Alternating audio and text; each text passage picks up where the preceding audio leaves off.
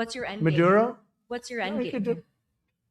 There's no answer. He can do whatever he wants. I mean, we have a massive armada formed, the biggest we've ever had, and by far the biggest we've ever had in South America.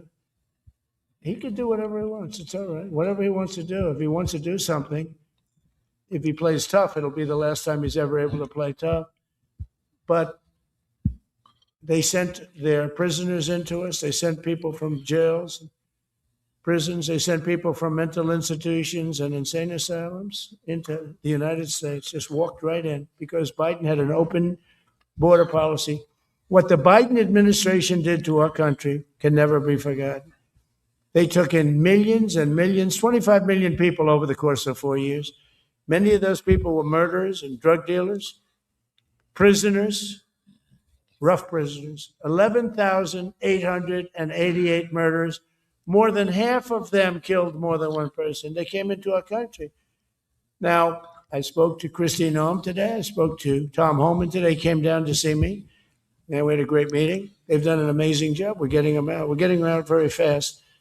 But this should have never happened. But Venezuela was Venezuela took advantage of the open borders that Biden created more than any other country. Tren de Aragua, we had gangs all over. Look, I mean, you have a very weak governor in Colorado. Look what happened in Colorado where they would occupy apartment houses. And he didn't want to do anything about it because he was scared. Any other questions? Yeah, go ahead, please. So in response to the United States taking sanctioned oil from Venezuela, Colombian President Gustavo Petro criticized the United States by saying, well, the Southwest is stolen land and that it should be returned to Latin America. I just wanted to know what your response to that is. Well, he has to watch because, he's got drug factories. They make cocaine in Colombia. And he's no friend of the United States. He's very bad guy. And he's got to watch his ass because he makes cocaine and they send it into the United States of America from Colombia. We love the Colombian people. I love the Colombian people. They're great people, energetic, smart, great. But their new leader is a troublemaker. And you better watch it. You better close up those cocaine factories. They have at least 3 major cocaine factories. We know where they are. You better close them up fast, yeah. Yeah, Trump's not playing. We needed a leader that was not going to be a pussy. We needed a leader that was going to take action. No one's ever done anything like this, not in our hemisphere. This is going to be a tripolar world going forward, and we are only going to be able to police our hemisphere. Venezuela was one of the only outliers that was still potentially humoring the Chinese and the Russians, and would open up ports to them and do business with them in our hemisphere. And unfortunately, we can't be everywhere at once. We only can focus on this part of the world. Russia can have the Ukraine. Russia can have Europe. China can have Taiwan. China already has Australia. We're not going to be able to maintain our forces in the South Pacific anymore. Japan wants to put itself back in the world stage. They're rebuilding their military. We blew such a hole in the psyche of the Japanese people during Hiroshima and Nagasaki that they vowed for 5 generations to be pacifists. And they are finally trying to regrow a spine and want to be back involved in fighting and rebuilding a military and geopolitical politics, etc.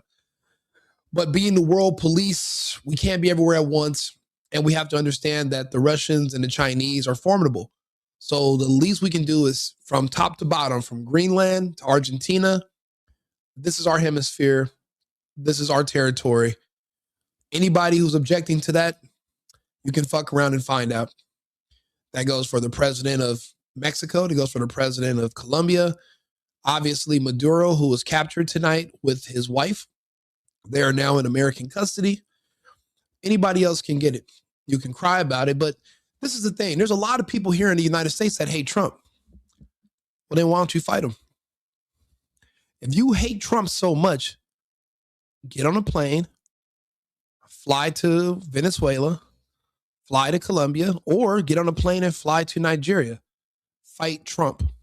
Don't sit over here and cry. Don't be a bitch and just sit around and pout and, oh no, you Trump. How about this? You and your purple hair dye, go get on an airplane and fly to one of these countries. Show Trump what you're made of. Show him how much you really hate him.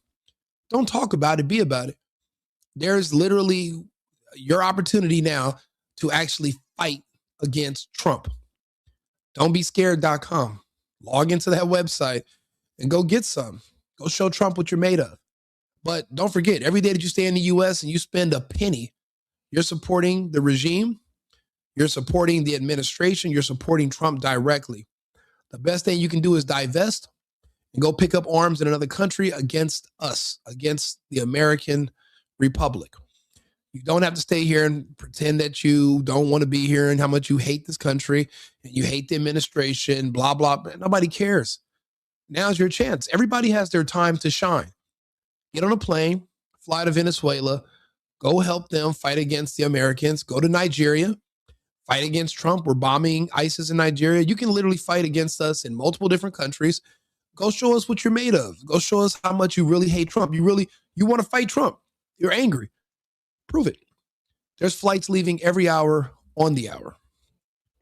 So we don't lose any money like we did with Biden. He was spending money like a fool. He was a fool. What he did to our country is so horrible. But he gave it $350 billion between cash, gave a lot of cash, $350 between cash and weapons. You remember at the beginning of that whole thing, I gave them javelins. Javelins are the anti-tank busters. Stanley, you can't read Trump's mind. If you can, then tell us what his next move's going to be. Or matter of fact, why aren't you packing up to go fight him in another country? Why are you messaging me right now? Why aren't you preparing to go fight against Trump? What are you scared of? Surely you're not afraid of Trump, are you? You're not scared, are you, Stanley? HY2Y. You're not scared of Trump. Okay, then. Go pack and gets to going. It's fighting time. So can you imagine? Because it came from the wrong location. It came out of Venezuela, and it was sanctioned. Yeah, please. Goal in Venezuela to force Maduro from power. Well, I think it probably would. I can't tell. That's up to him what he wants to do. I think it would be smart for him to do. Absolutely. This is America solving its own problems. America is very good at multitasking. There are certain problems that we're going to have to work on internally, and we're doing it. You don't understand what getting rid of birthright citizenship means, but you will. It's not just for illegals. It'll be for unpatriotic Americans who hate this country but refuse to leave. They'll be able to be expelled. Eventually, past a certain amount of violent crime convictions, you can lose your citizenship, which is a privilege. This is not just a gift. It's a privilege to be an American citizen. This is a country that is, its loss is elitism. Since the borders have been open and just anybody can just come here, drop a baby and get their whole family free citizenship and just rob us blind. Once that's removed, a lot of these problems go away with that. So we're already working on that. That takes time, but we're able to multitask, which is what we're doing right now. Hundreds of billions of dollars a year that go to insurance companies. I want that money to. Why don't you go fight the racists? Why don't you fly down to Venezuela and fight against the Trump administration? Why don't you go put your hands up? What are you scared of? Matter of fact, DP3718, go fly to Nigeria. You like the blacks in Nigeria, right? You like Nigerians? Go there and fight against Trump. He's bombing in Northern Africa. There are ISIS and other terrorist groups. You can join one. They hate America just like you. Have fun. I don't know why you're still here. Just get on a plane. They got flights into Lagos. You can take a shuttle up north. Good luck. Most favored nations. Nobody thought that was possible. I don't think any other president ever tried to get it because they never thought they could. But with respect to the insurance companies, I want to meet. There's essentially 14 of them, 10 big, but there's a total of 14 pretty much, pretty big. And I want to meet with them and I want to say, I want you to cut your rates way down, way down. And maybe if they do that, we'll be able to not cut them out. We'll be able to continue to deal with them, which is probably a little easier process. I think the best process is Well, Cannon, thank you for your service. I appreciate you, but the others can go and show us what they're made of. No one's forcing them to live here in the United States. They make that choice every single day. And tomorrow is the first day of the rest of your life. You can choose to fight against us. You're either with us or you're against us. If you're not with us, then go to one of these countries, pick up arms, and let us have it. And let the best men win. A couple of hours on what a good job we're doing, which is true. As Commander-in-Chief, it's my great honor to announce that I... Look at that lineup. There's no gays. There's no token people of color. There are no Marxists. There are no communists. There's just patriots. There are American men who are willing to kill and die enforcing our Constitution. That's exactly how it should be. There is no virtue signaling. There is no fake allegiances to diversity. There's no DEI hires. Just merit, just men, just experience, and just balls. And it started with me in my first term because I said, why aren't we doing battleships like we used to? And well, hey, don't forget, Pfizer was a felon too. Pfizer's a felon too, and you let them inject you, you dumbass. So you obviously don't have a problem with people being felons. So don't bring up Trump's felonies, his fake felonies. Pfizer actually has real felonies, and you took those injections happily. So let's not pretend like you have some kind of bias against felons, fella. And if you do, why don't you do something about it? Put your hands up and do something about it. Fly to one of these countries and fight against Trump or shut the hell up. These are the best in the world. They'll be the fastest, the biggest, and by far 100 times more powerful than any battleship ever built. So if you look at the Iowa, the Missouri, Wisconsin, Alabama, and others, but they were similar in size, some a little bit bigger than the others. But if you take the biggest one, it's 100 times more powerful. They're longer by a little bit, but and they're bigger. They're bigger ships, but they hold much more. Bro, if Trump's cabinet is clowns, that says more about you for remaining in the country than it says about Trump. You can leave. Why are you still underneath the leadership of clowns? If you feel like that, why are you still here? It's like you're obviously not serious. If you were serious, you'd be flying to one of these other countries and joining their militias or joining one of their militaries, and you'd be fighting against us. But yet you're still over here supporting us with your dollars. You're just crying on the internet. And that's not very effective. If you really want to give it to Trump, fly down to Venezuela and fight against them, or fly to Nigeria and fight against them. We have several fronts that you can join and fight against us at any moment. No one's holding you here. Are you scared of Trump?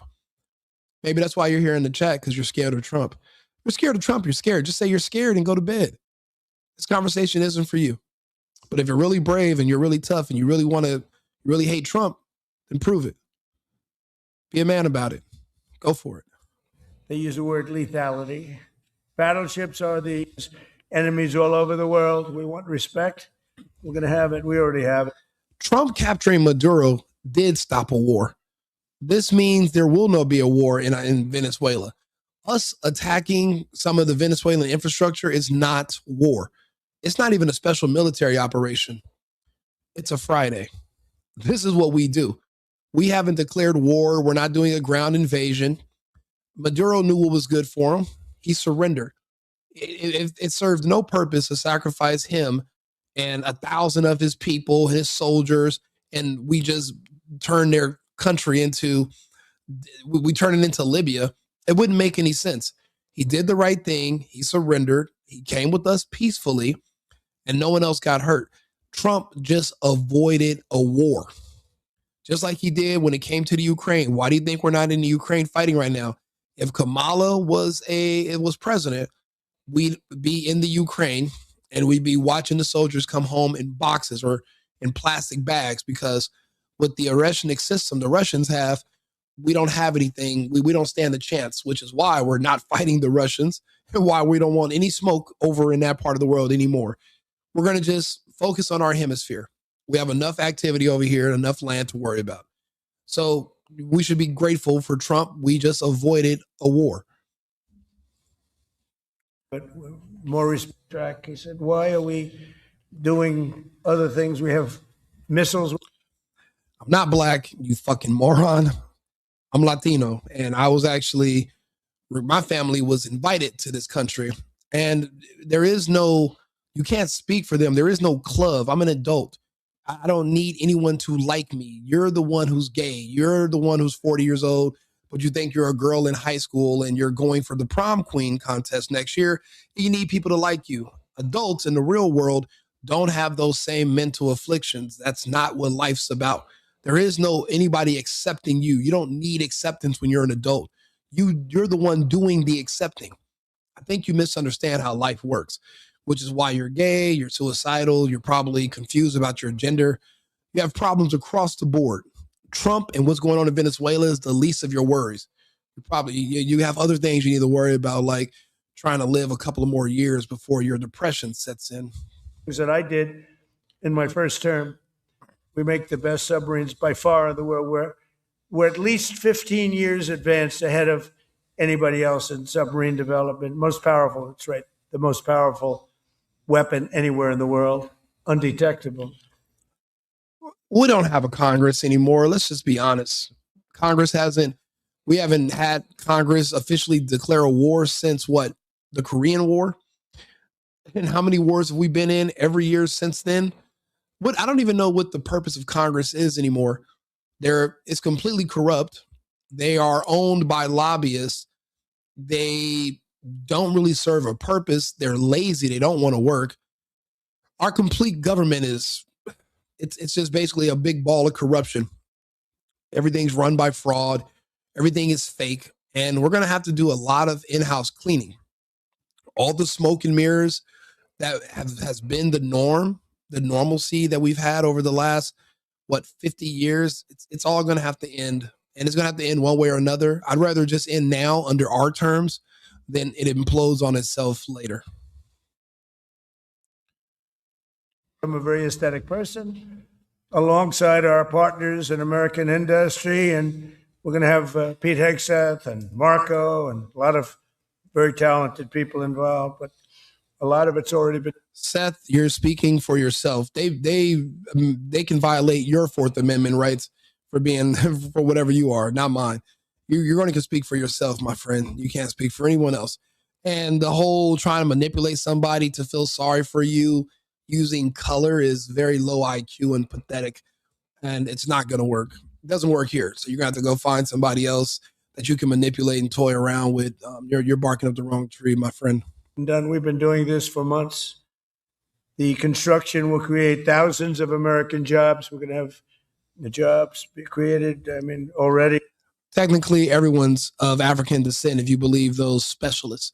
That includes you. That includes Trump. So I guess Trump's of African descent as well, since everybody apparently came from Africa at one point in time.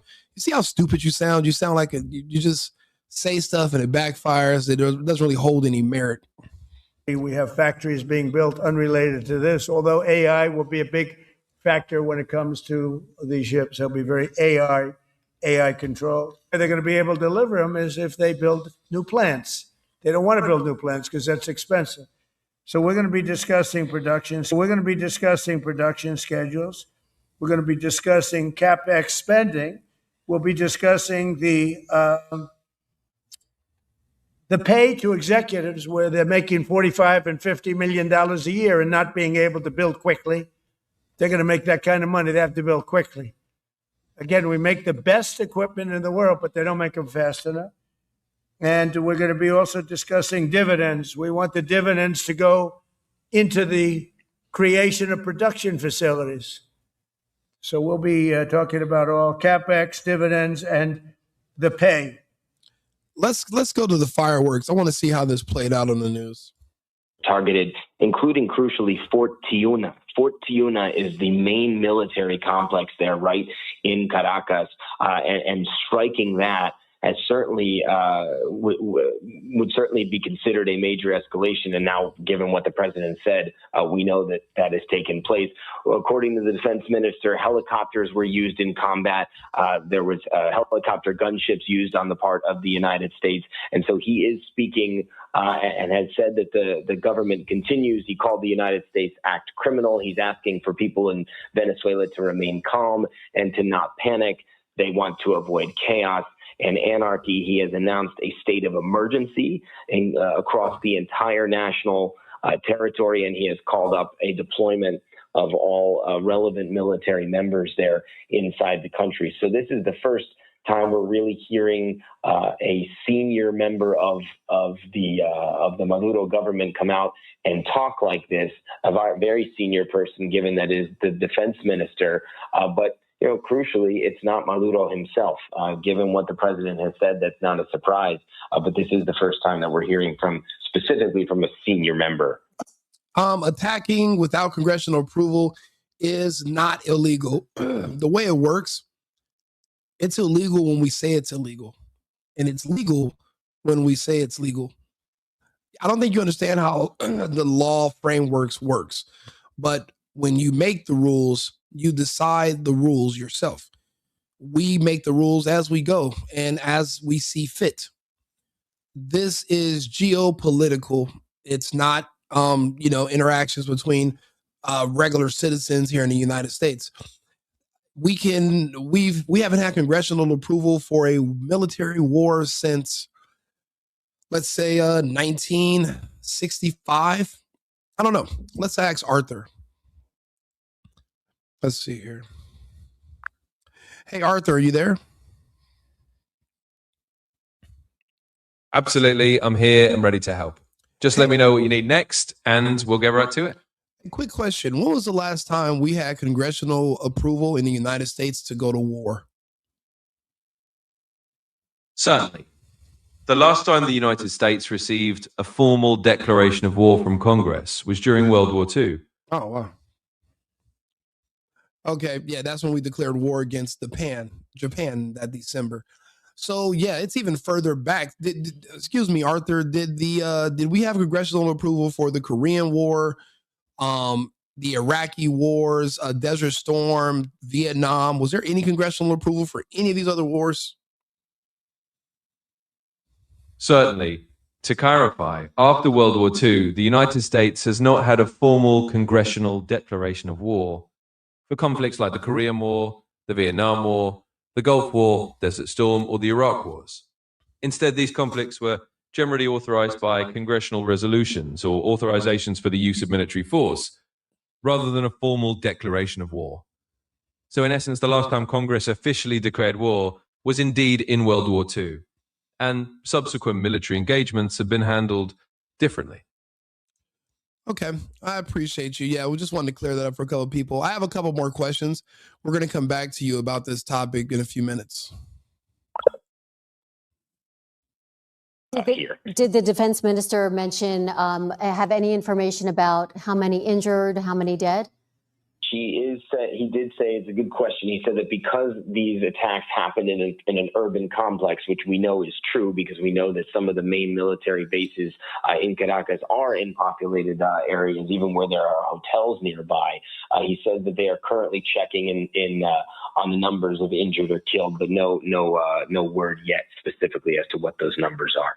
Okay, ABC's Matt Rivers, thanks so much for that information. I want to go to Stephen Ganyard. He's an ABC News contributor. I want to get your reaction now that we've heard since the last time we spoke, now that we have confirmation about this move from the White House to get Maduro and his wife, capture them and out of the country. What is your reaction? It's extraordinary. When we talked a few minutes ago Yes, absolutely. It was approved because the fucking president said it was approved. And that's all that needs to be said for it to be approved. Now you get it. Okay. Now you understand finally. Saw that there were videos from Caracas showing multiple helicopters, which presumably were U.S. Special Operations helicopters, MH-47 Chinooks. There appeared to be a attack by helicopters on some part of Caracas. showing rockets going into an area that appeared to be coming from helicopters. So this would seem to be a big operation that went after the main elements of the Maduro regime and the Venezuelan military. So look at those blasts. Amazing. We know that the strikes were against numerous military targets, to include communication sites up in the hills above Caracas. But most approval from who? Who do you think Trump needs his approval from? Go ahead and list those in the comments. Let's see what you think. And who do you think he waited for to give him approval? You're delusional. Interestingly, all of that probably was a diversion, or at least something. If you think Trump waited for Congress, a bunch of geriatric alcoholics that you have to wheel in on gurneys from hospital beds who have no idea what the day is, just like they did Dianne Feinstein. If you think that that's who we waited for to get approval, then you have no idea how reality works. You probably didn't study civics, and you're living in an imaginary world, and you're incorrect. We are not waiting for Congress. Congress has, I'll be honest, I really don't know what they are even useful for anymore. We're not asking, we don't need their approval for anything. And what if they say we disapprove? What do you think Trump's going to do? Okay, I guess we're going to stand down. Bro, if you don't go to hell. To distract the Venezuelan military while the special operations folks were in snatching Maduro and his wife. All right, Stephen Ganyard, thanks so much for that. I want to go to Chief Global Affairs Correspondent Martha Raddatz. Martha, what is your reaction? I think this was something that people were standing by for, but certainly not to this scale. We had 15,000 U.S. forces in the region. We have seen these strikes again and again. I wouldn't say that Venezuela is poor. It's just it's a socialist communist country. It's ran by a dictator, and their resources are no longer going to the people, and it's all just being siphoned and taken away. The people are suffering. A lot of them are starving, and it's sad. Venezuela was once one of the wealthiest countries in our hemisphere. And it has been, and once the communists took over, well, now you see what it is. You know, the same thing. You have a big swath of African Americans and gays in the United States are all calling for a communist society. They want slavery. They want us to be like Venezuela. That's where do you want equity? You want to live, you want to be in a communist, you want to be a socialist? Move to Venezuela. Go see how it works. There's other countries that are practicing that, go there. But we are a republic. We are not a multicultural democracy. We are a constitutional republic. If you choose to stay here, the best thing you can do is accept that. If you want to live somewhere else, choose to go somewhere else. But we're not changing who and what we are. You don't have the force to do it. When people say they want to do certain things in this country, I always ask, okay, you in what army? See, we have an army. And we have people willing to fight for it. You have people willing to cry for it. It's two different things. On suspected drug boats, been asked about regime change. Certainly, Donald Trump had made threats about that, had pressured Maduro, but I don't think anyone was expecting something this large scale, and to capture the president and his wife in this sort of operation. President Trump has given hints about the CIA operations earlier this week, but nothing to this scale. And this is something we just have to watch. We certainly have the assets in the region to basically do anything we want at this point, and standing by for any reaction. You know, Maduro isn't recognized as a legitimate leader for many countries, from many countries. I'm curious what your thoughts are on how this is being received, this capture. And absolutely. He was captured. He wasn't executed. Him and his wife were not killed. He was captured. That means he went into custody without a fight, and he's going to likely go to prison. Or Or is Trump going to basically use this to show Maduro that the Chinese nor the Russians can save him and that he's better off getting in line with the United States, pledging his loyalty to the Americas and cutting off those relationships and then being sent back to his country safe and sound? I mean, of course, there's somebody else that we're looking to replace him with, but regime change is messy. There is, in my opinion, a possibility that Maduro, after this, could be just a lesson being taught to him. Because in my opinion, why else keep him alive? To stand trial? Like, for what? Do him like El Chapo and throw him in a hole somewhere? Like, what is that going to accomplish? We have enough people in prison. They kept him alive for a reason. And I think it's just to show that we are merciful and we are willing to work with you. However, we can reach out and touch you at any point in time that we want to. And maybe, just maybe, he had a unreasonable sense of security that was falsely given to him by the Chinese and the Russian Federation. And I think now that he's in American custody on his way to some black site or probably stateside here, he's probably starting to understand that he is not safe from the United States ever, and that he has no choice but to play ball. This is a learning lesson for him. Because if not, if we were just going to do regime change, then, well, he'd be fish food right now, and the new person would be being installed as we speak. So there is a reason he kept him alive, and it might be just to send him back, but just to show him that these other countries can't protect him. And maybe, just in the essence of self-preservation, he might fall in line. I'm just saying. I mean, if you're Trump and you're a man who likes to make a deal, showing somebody that they have less options than they thought they had is another good way to increase the leverage to get better deals done. That's just in my opinion. And takeout of Maduro and his wife, taking them out of the country. How is this being received on the world stage? Well, on the world stage, certainly. I mean, it's shocking in many ways, whether he's seen as the legitimate leader or not. It's shocking. I'm certain some countries will be happy about this. Obviously, President Trump is happy about this. He was captured by the United States. He was captured by our special forces. He is now in American custody, and he is alive and well. After all these warnings, but on the world stage, to have the United States of America go in and grab, as President Trump has said, capture the Venezuelan president and his wife is startling around the world. Talk to me more about the significance of that.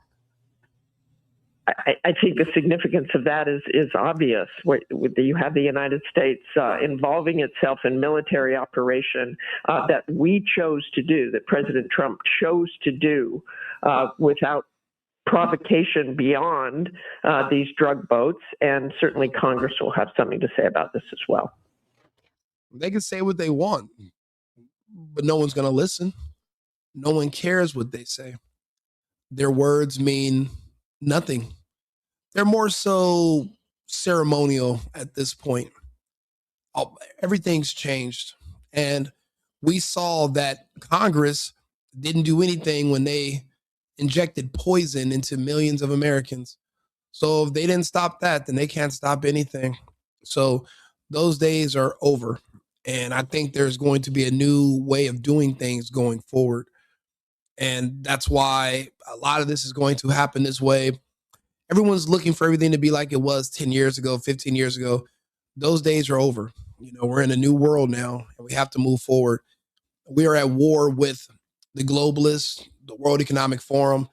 We're trying to take control of the United States and bring it into the hands of patriots and get it out of the hands of the Zionists. So we have a lot of work to do. Then we have the whole civil conflict in the states that us on the ground are going to have to deal with eventually, sooner than later here. It's just a lot happening, but we will save our republic. We almost lost it. And now we're deciding to not just roll over and give it all away. You know, the way you guys want to give all that money to these Somalians and all these illegals. And yeah, we're not doing that anymore. The adults are back in charge now. So a lot of this is going to be over. What are your thoughts about economically how this could impact oil prices and oil supply around the world? How are you at war with Trump, but you won't fight him? You wouldn't fight Trump, because if you did, you'd be on your way to an airport to fly down to Caracas. There's still flights going into Venezuela tonight. Or you could fly to Nigeria and you can join the ISIS militia in the north. You could go fight Trump if you thought you were at war with him, but you don't. Or you're just a coward. You're too scared to fight him, but you're claiming you're at war. So you pick one. But you're not really, you're not serious, whichever one you pick. Around the world, I mean, this is a major route here. We know that if there's any kind of blockade, and I know Steve Gannard has been talking about this a lot of late, if there's any kind of blockade, what happens now? Who else gets involved? I mean, that is a key thing to watch here, what the reaction is from our adversaries, certainly, from Russia, from Iran, from others who go in and out of there with oil. We've already got that tanker that the United States was pursuing, and that is something that the world will have to brace itself for as well. All right. ABC's Martha Raddatz, thanks so much. Again, President Trump confirming this moments ago that the U.S. launched large-scale strikes against Venezuela and that President Maduro and his wife have been captured and they've been flown out of the country. We're going to go ahead and return you to your regular programming. Actually, before we do that, let's get back to Selena Wang from West Palm Beach with more information, I think, about from the White House. We're actually learning a little bit more. The president is giving a brief interview to the New York Times where he celebrated the success of the mission to capture Maduro. Oh, they had their cute little military costumes on. Look at this, huh? These guys are playing dress up like they're commandos or they're serious fighters. But he was just picked up, just like you would pull up to a crack house and arrest a bunch of American citizens and take them. They did the same thing to him. They just treated him like a regular drug smuggler or some kind of coyote or something. None of these uniforms, none of this, none of your military. It was basically pointless. It was no good. It was just all smoke and mirrors. Everyone was just playing dress up, apparently. Now they're on their way to the United. They're out of the country now. The president and his wife. It's not like he went down fighting. You know, even Scarface in the movie. I mean, you had to say hello to his little friend first, man. You had to talk to my friend. But see, there was no talking to the friend from Maduro. It wasn't none of that. He said, "Nope, my friend doesn't want to speak. Let's go." Will there be any movies on this flight? Do you guys have the new Avatar? Ash and Fire? They were like, yeah, we actually got Avatar. He's like, okay, great. Let's get on the plane. And now they're gone. But it's adorable, though, these little cute little Halloween costumes. So this must have been in October. Capture Maduro, saying, quote, a lot of good planning and a lot of great troops and people. He went on to say it was a brilliant operation, actually. And when the president was asked if he sought congressional authority or what is next for Venezuela, the president said he would address those matters during his news conference at Mar-a-Lago this morning. The president earlier posting that news conference is going to be at 11 a.m. So, Allison, still key outstanding questions. Well, you're not looking at this from the correct perspective. First things first, we're not at war with Iran. Our show of strength helped us avoid a wide-scale war in the Middle East with Iran and in Israel.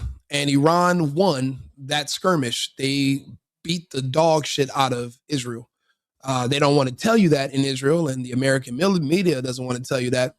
But I reported on it months ago, and the Iranians put belt to ass in Israel. So that's why the Israelis called that off.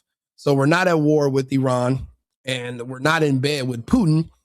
If anything, we have more in common with the Russians than we do with the Europeans.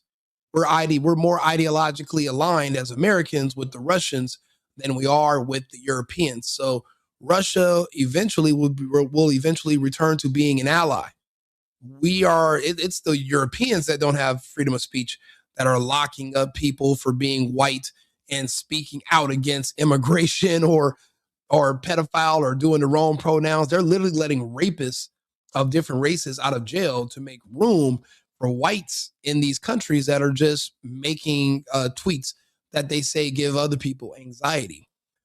So those countries have already folded. There's like only 4 European nations left that we're going to have any dealings with. And that is Orban in Hungary, and that's Poland.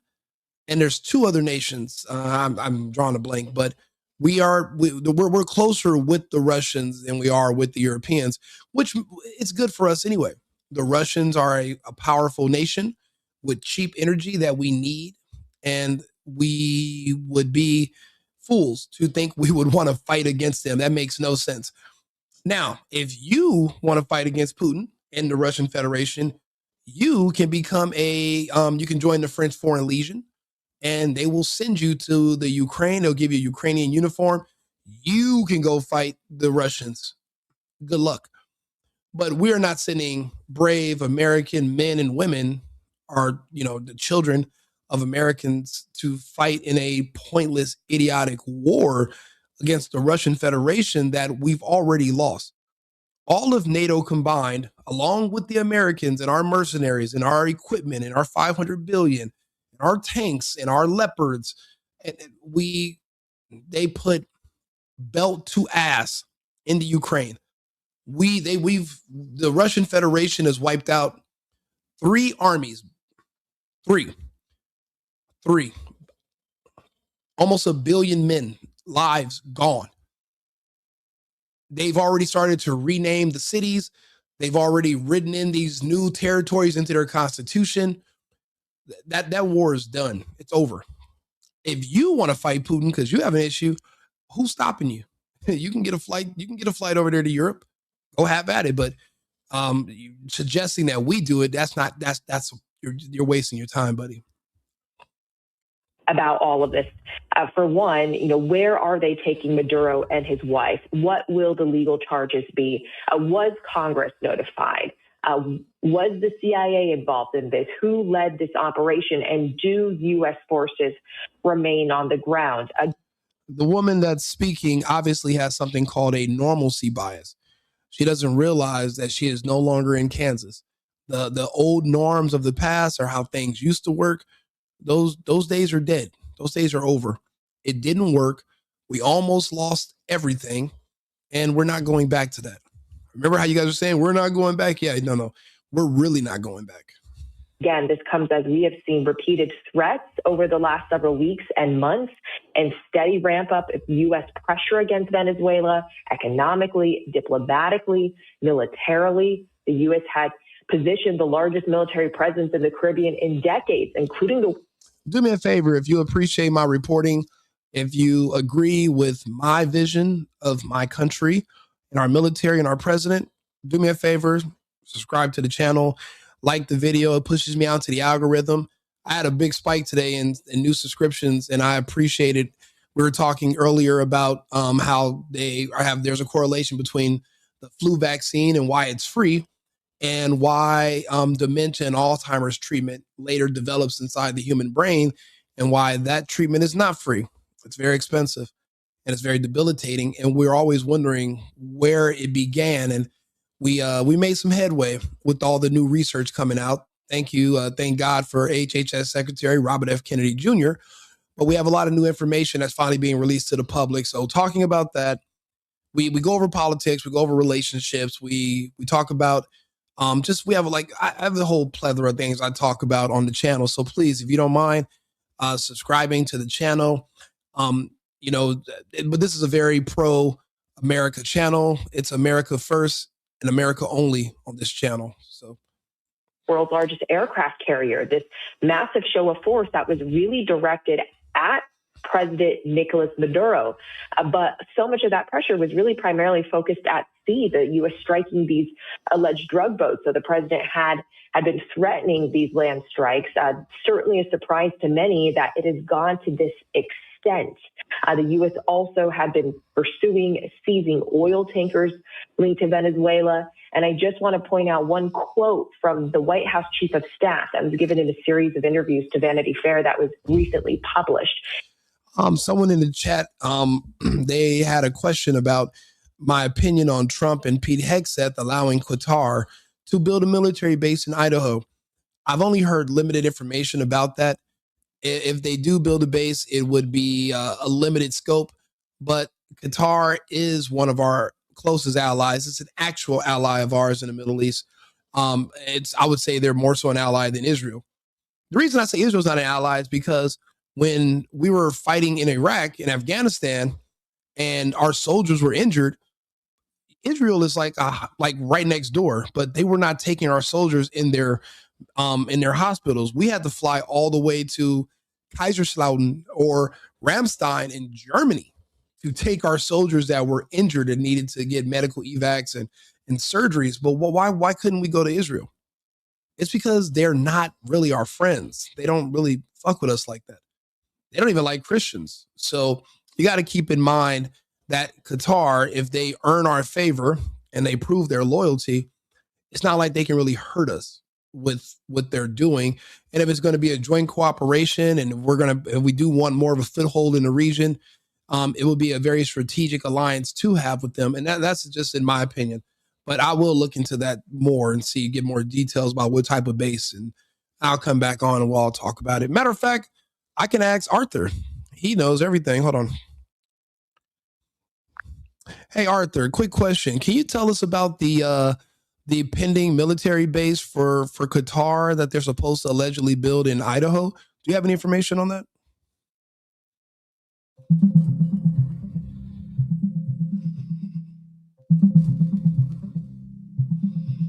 Certainly. In summary, there is indeed an arrangement for a Qatar-funded training facility at Mountain Home Air Force Base in Idaho.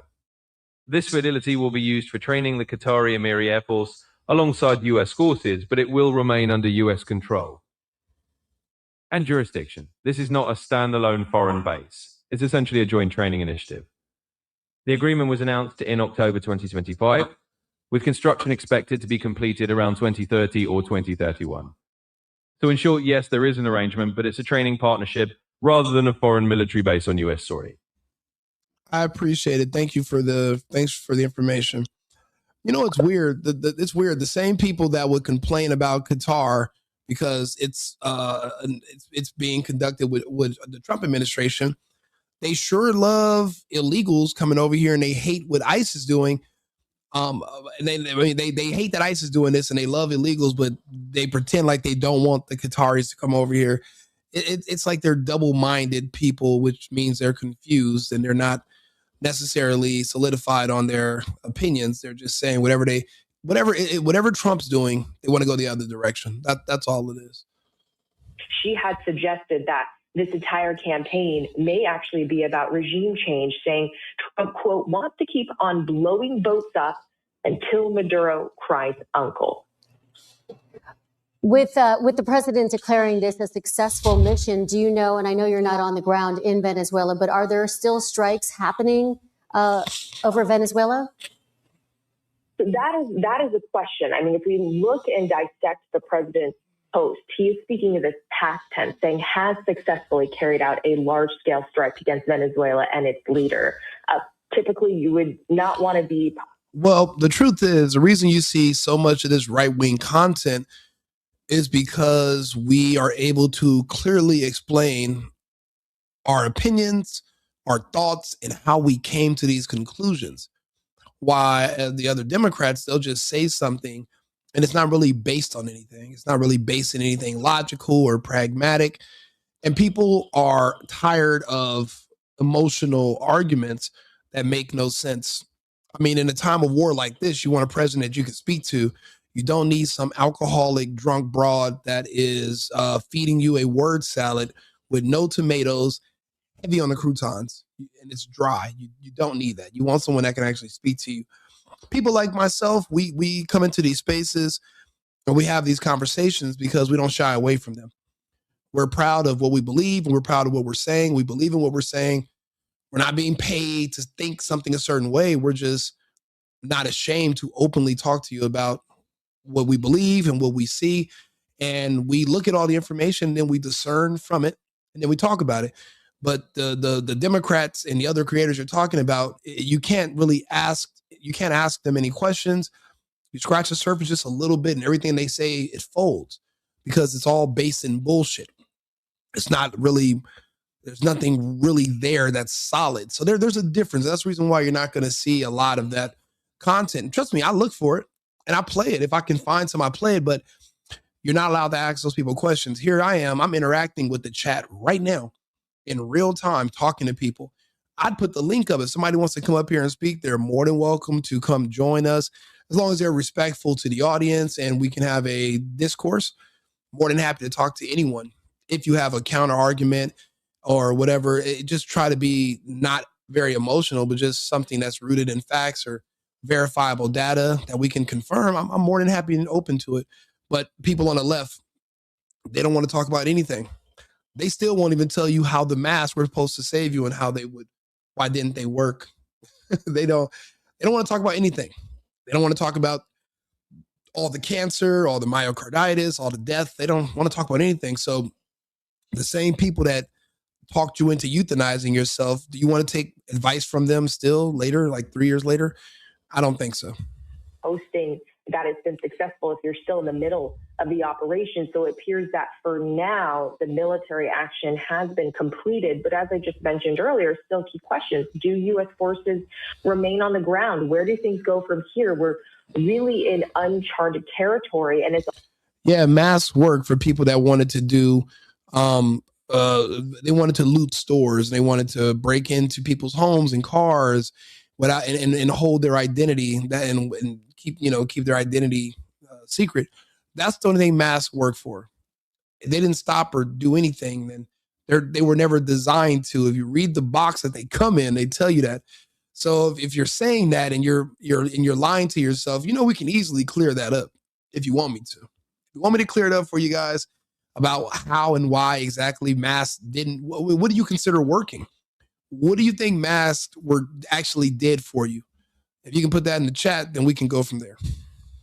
Also unclear who led this operation. Just a few days ago, President Trump revealed himself what we know of to be the first land strikes inside Venezuela. The president saying they struck a dock in Venezuela.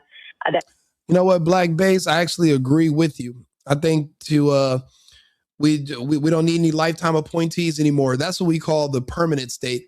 That's what we call the deep state. No matter who the president is, you have these permanent bureaucracy. Like some of these, we have some people in Congress. We have state representatives that are in their fucking 90s. 90 something years old, 92 years old. These people have no idea about anything that's going on. Why are they still in government? That's why we need term limits. And we got to stop hiring people to work in government who want to work in government because they're there for the wrong reasons. The smart thing to do would be to pull people from the private sector who don't want the jobs. And you would put them there for a certain amount of time, and then you'd rotate them out. But we can't just leave a permanent state. Dude, this country, just looking at all the fraud, all the waste, all the scams, and just everything. I mean, it seems like we're just barely holding on by a thread, and we're trying to pull everything back together slowly. And it's coming back together because it seemed like all was lost come last year. But the American people spoke up. We decided who we wanted to be our leader. And I'm getting everything I voted for times 10. He claimed was used by the cartels to transport drugs overseas. It was reported by CNN that it was the CIA that carried out that strike using a drone. Hey, Wavioli, from your mouth to God's ears, right? And then Steve Ganyard has talked about why the CIA was used in that instance. It means the president doesn't need congressional authorization. Now what we're talking about here is... It does justify kidnapping because what we did was we averted a war. So, sometimes to make an omelet, you're going to have to break some eggs And until you're in a position of power or you've been in any of these tough, you don't know how tough this job is. I'll be honest. I used to judge police officers until body cam footage became available to the public over the last couple of years. Now I truly know that's literally the hardest job in the world because everyone's lying. The people on this side are lying, people on this side are lying, the people in the middle are lying, and you expect the police to figure it all out and get it right every single time. That's ridiculous. We're doing the best we can. And there's really no other way we can do this. It didn't, the way we were doing it, the way you are suggesting, it did not work in the past. And now we have to make better decisions going forward. Do me a favor, smash the like button, smash the subscribe button so you can tune in. I do lots of content like this. I probably do about 4 to 6 episodes per day, starting in the morning, afternoon, and night. So please stay tuned in. We're going to keep this going. Entirely different scale, a significant, a striking, stunning escalation. Right, Selena Wang, thanks so much for all of that great reporting. Let's go back to ABC News contributor Stephen Ganyard. Stephen, I'm curious what the ramifications you see at this moment are, knowing that, the U.S. dipped in, took Nicolás Maduro and his wife, captured them, and listen. Yes, we are. We're just a country. Saying that we cater to the rich and large companies. I mean, you're an American. If you want to be rich, you can go be rich. If you want to start a company or you want to work for a large company, you can. Those large companies employ our people. We should cater to them. The rich and the wealthy hire our people. We should cater to them. Who else are you suggesting that we should be catering to? The Somalians? Yeah, how's that working out for us? Flew them out of the country. What are the ramifications of this? I think this may be the end of military action, at least for now. Again, so hard to tell because, the sun hasn't come up. We don't have any. Carla, you are absolutely correct. Why in the hell is anybody over 60 years old working in the Senate? Why are you still working at 75, 80 years old? And then you think about it, it's not even them working. It's their staffers that are doing all the appointment settings. I remember Marjorie Taylor Greene was complaining about how no one wants to come in to vote and they only have to come in like once a week or something like that. If even like they don't want to work. Like I said, it's more ceremonial at this point, which is not necessarily doing us any good. Reports other than Maduro is out of the country. But I do think that because they have Maduro, that the U.S. has done what they've needed to do. They've neutered the Venezuelan military, and they have Maduro. And so really there's... In one night, we were able to completely neuter the Venezuela military to the point where we were able to take their commander-in-chief and his wife peacefully and alive. They didn't even die fighting. They didn't go down fighting. We were able to take them alive and completely neuter their military. We don't have that option in Russia. And we don't have that option in China. We just don't. We have to focus on our own backyard. We are no longer going to be Team America, World Police, DACA. So we can't do it anymore. We don't have the, for one thing, we don't need to anymore. Again, we're living in a different world now. Not much reason for any follow-on U.S. military action. And so the fact that the U.S. has snatched Maduro, will probably put him on trial, means that this may come to an end before it escalates. So, that's a good question. Why capture him instead of just neutralizing him and his wife? And I think it's because he wanted to prove that we are not monsters. I would think Trump just wanted to show that we are merciful, but he also wanted to teach a lesson that no other country can harbor you in our hemisphere and guarantee you any safety. There's no security guarantees for our enemies in our hemisphere. And we just had to prove that in one night. Laser precision extraction, and we neutralized their military. So we proved the point. like I said, I wouldn't be surprised if in a month we sent Maduro back in his underwear and made sure, and then he completely cuts ties with China or Russia and becomes pro-America because, well, we gave him mercy.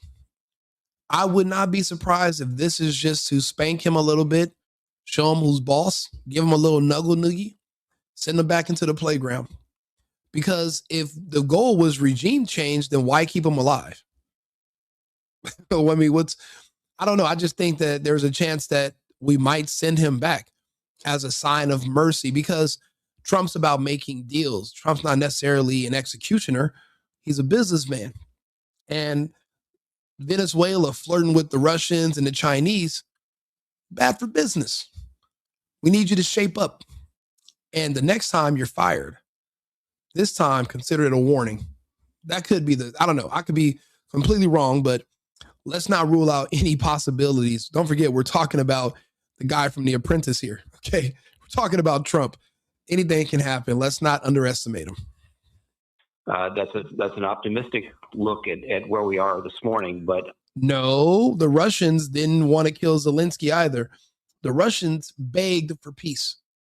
It was the Ukrainians that turned it down. Remember, they had initially accepted the deal. Boris Johnson from the UK went to the Ukraine and told them to cancel the agreement, and we're going to arm you and we say you want to fight. The Ukrainians had already came to terms with the Russians. They had already made a deal for peace. Putin had pushed for peace the entire time, still to this day. He said, look, we want Crimea, we want the Donbass, we want the East. We want our black gold soil. We want the regions that have Russian-speaking, ethnic Russian people. The Ukraine has already been divided and the western part was already bombing the eastern part anyway. Putin came in because they begged him and they did a referendum and they brought those parts of the country under Russian control to protect those people. Why you would want to see those people dead, I have no idea. But Putin was a humanitarian. He did what needed to be done. So no, this is completely different than what's happening in the Ukraine. It's totally different. But the good thing is you have a friend like me, right? You subscribe to the channel. I'll clear things up for you. I'll explain them to you. I'll talk to you and I'll go slow. I'll go real slow. Given that Maduro's out, the regime will essentially fall. The U.S. has hit ports. They've hit barracks. They've hit airfields. No, that was the judge in Minnesota that the jury convicted those two men for like $70 million in fraud. And the judge just completely threw out those convictions that the jury had made. And they just threw the case out. It's like, well, then why even have a trial? Why have a jury? Why even bring it? If the judges can just throw out a case, then what's the point of having a trial? Like, so no, and that's a Democrat judge in Minnesota. So you're confusing people. That wasn't Trump that did that. Hit communication sites. So all of this means that the Maduro regime has essentially been brought down. And so this could be it in terms of what we're going to see out of military action by the U.S. for quite a while. The Russia's not a terrorist state. They're actually one of our allies. And they were the reason that Germany was able to produce those Mercedes engines and BMW and Audis, and why they had, cheap energy. Now Germany's been deindustrialized and they're in a recession and it's going to get even worse. So no, Russia's not a terrorist state. They're terror against who?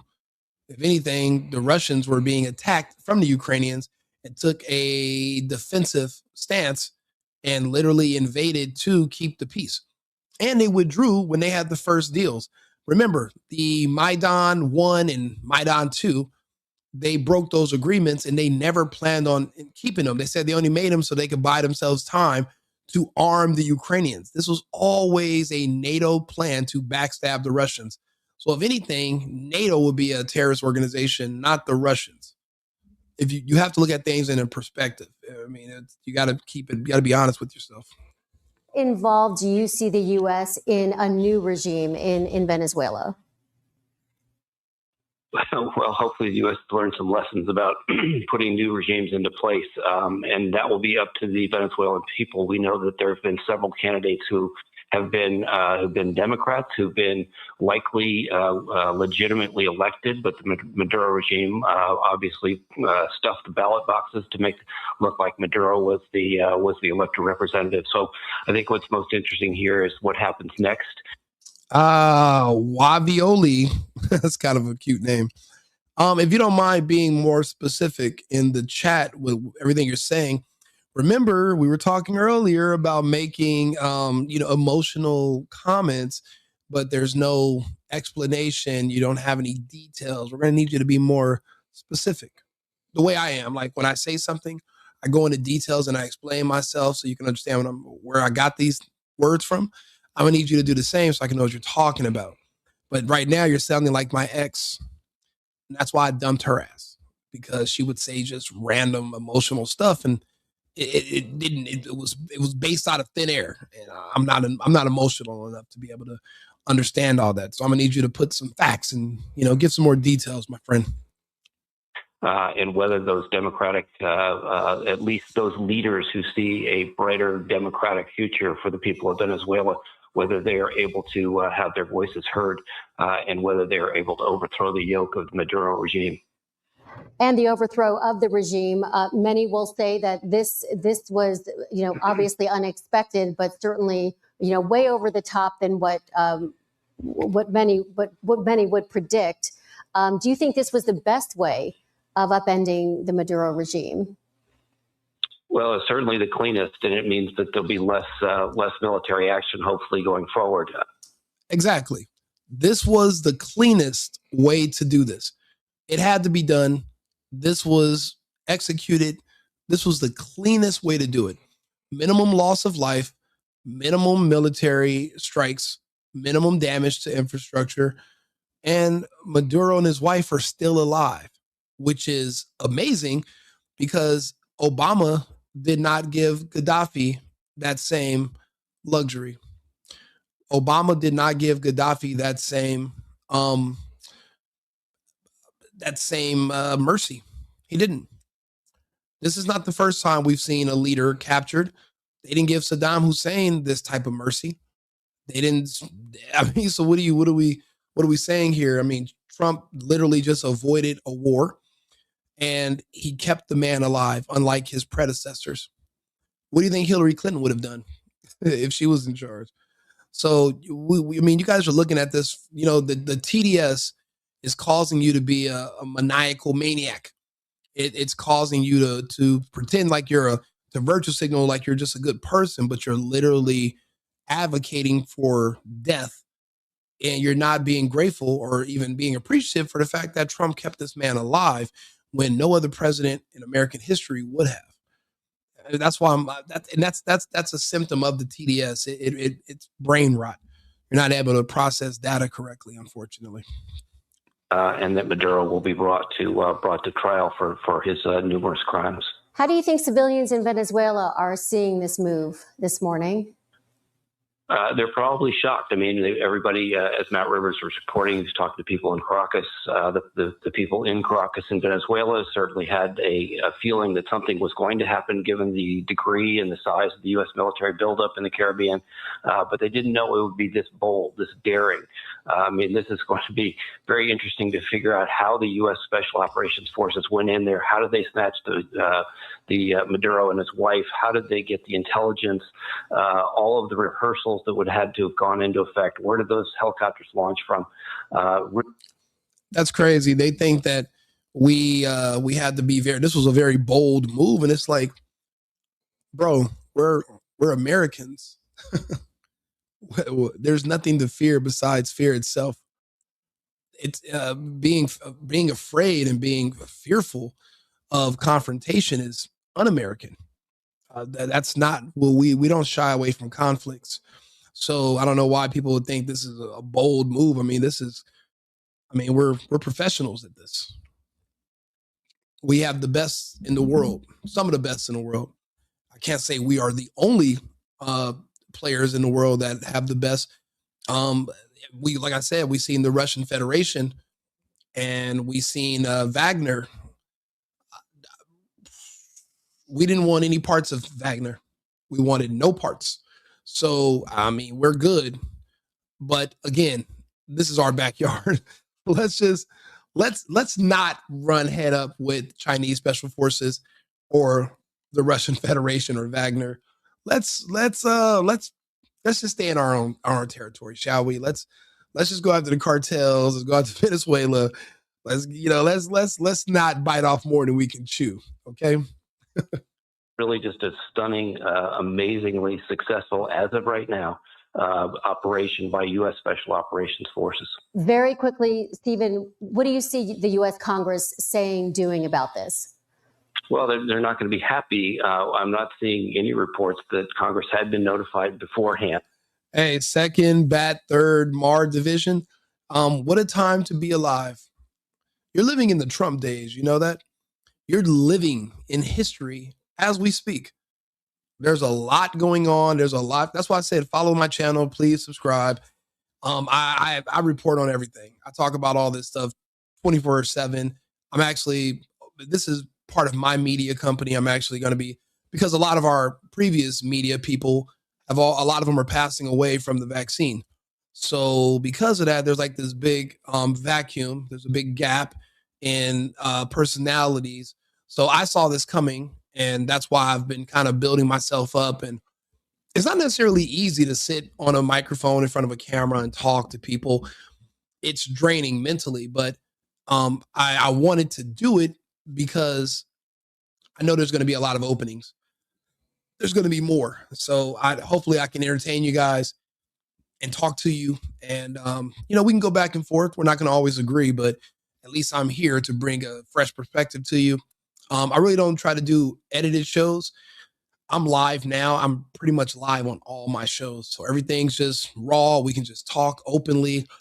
Thank God that Trump won. And some of these conversations were never allowed on YouTube in the prior administration. I lost all my channels, all my Instagram and Facebook, and I was nuked from orbit as well. Now that I'm able to get back on social media and have these conversations, I'm happy to talk to you guys again. So I appreciate all the support. I saw people leaving, hitting my Cash App. I appreciate those. Even those little small $1, $2. Thank you guys. I appreciate that. I appreciate everything. It means a lot. And I'm up in the middle of the night talking to you guys. It's 5:36 a.m. here in Arizona. I'll still be here for the next 2 weeks, and then I'm back to Texas. So I will be reporting every day, and I will be keeping a close eye on this topic as well. And part of that may be that the president wanted to maintain operational security. I mean, if you're going to put... Cheers to you, Deborah. Thank you so much for subscribing. Thank you, guys. Special operations forces on the ground in Venezuela and in Caracas, then operational security is absolutely essential here. And so maybe the notifications weren't done. The Congress is not going to be happy. Thank you, 2nd Battalion, 3rd MAR Division. America first, America only. And I appreciate you guys' support. I love hearing and meeting other patriots and having these conversations. Obviously, when I report on any topic, it's going to be from the right-wing angle. So we all know what to expect. I mean, it's not an echo chamber. It's just people of like mind. So, and we understand, we see things a certain way. And I'll be honest, there's not a lot of people talking directly to us. I watch a lot of content creators, and I feel like they miss so many things. So I'm hopefully can, fill in those gaps, and the things that I'm wishing other people would talk about, I'll just do it myself instead of waiting for somebody else to come along. Like I used to be a Big Tim Pool guy, and then he just kind of, self-immolated and fucked himself over the whole Candace thing. So now I'm like, well, now what am I going to do? I guess I got to just sit up here on this microphone and buy more cameras and start doing my own daily show. I have no other choice because, well, if I can't watch him, I got to create something to watch. And I have to create something for you to watch as well. We need more options. The guy was already talking about shutting down his whole network if he didn't get this money from Israel. Some other random funding. So what I was saying, well, then I'll fill the gap and I'll bring on guests and I'll just sit there and we'll just read the news because there's no such thing as a slow day in the Trump years. There's no slow media day in the Trump years. So here I am. So I appreciate you guys for subscribing, sending cash apps. Thank you guys so much. I'm new to all this. I don't really know how to properly ask for everything or say stuff, but I just want to say thank you guys for the support and for being here. And we're going to go actually I was going to bring on the Twitter Spaces, Myron Gaines. There's other people that are reporting on this, so we're going to go to in a second. About that, but if this is the last of the military strikes, then maybe that it's all going to be a moot point. Okay. Yeah, you know what? Tim Pool used to be great, but you notice one thing: the difference between Tim Pool today and the Tim Pool from 8 months ago is all of a sudden he got married. Marriage puts a lot of pressure on a man, and it'll cause you to do some strange and weird things for some change. Even Brandon Tatum, I noticed his wife became more vocal, and that's when he lost his goddamn mind. So I'm noticing that when you have somebody in your ear whispering to you about money and talking this and this, it'll make a man completely change everything he stood on, his morals and his values. And I've only seen that shift happen when men are under extreme pressure, when they're married or they're in a relationship situation. I've seen it happen in other situations, and I feel sorry for those guys because that's a situation there's no way out of. You're stuck. You know, they say it's cheaper to keep her. You can't really even break up with her, so you're really between a rock and a hard place, unfortunately. So that's what I noticed about those two guys. I don't know if anybody else noticed it, but because of that, I'm like, look, I'll just fill that situation, and I'm not gonna have anyone in my ear stopping me. No bad influences. I'm just going to keep going and keep making content and talking to you guys. So, hello. Hey, Stephen Ganyard, thanks so much for all that great analysis. Again, President Trump confirming just moments ago that the U.S. launched large-scale strikes against Venezuela and that President Maduro and his wife have been captured and flown out of Venezuela. President Trump will be holding a news conference later today. I wonder where they went first. Due to proximity, I would say they probably went to Guantanamo first, but I don't know if they're going to be flying him into Texas or into Florida.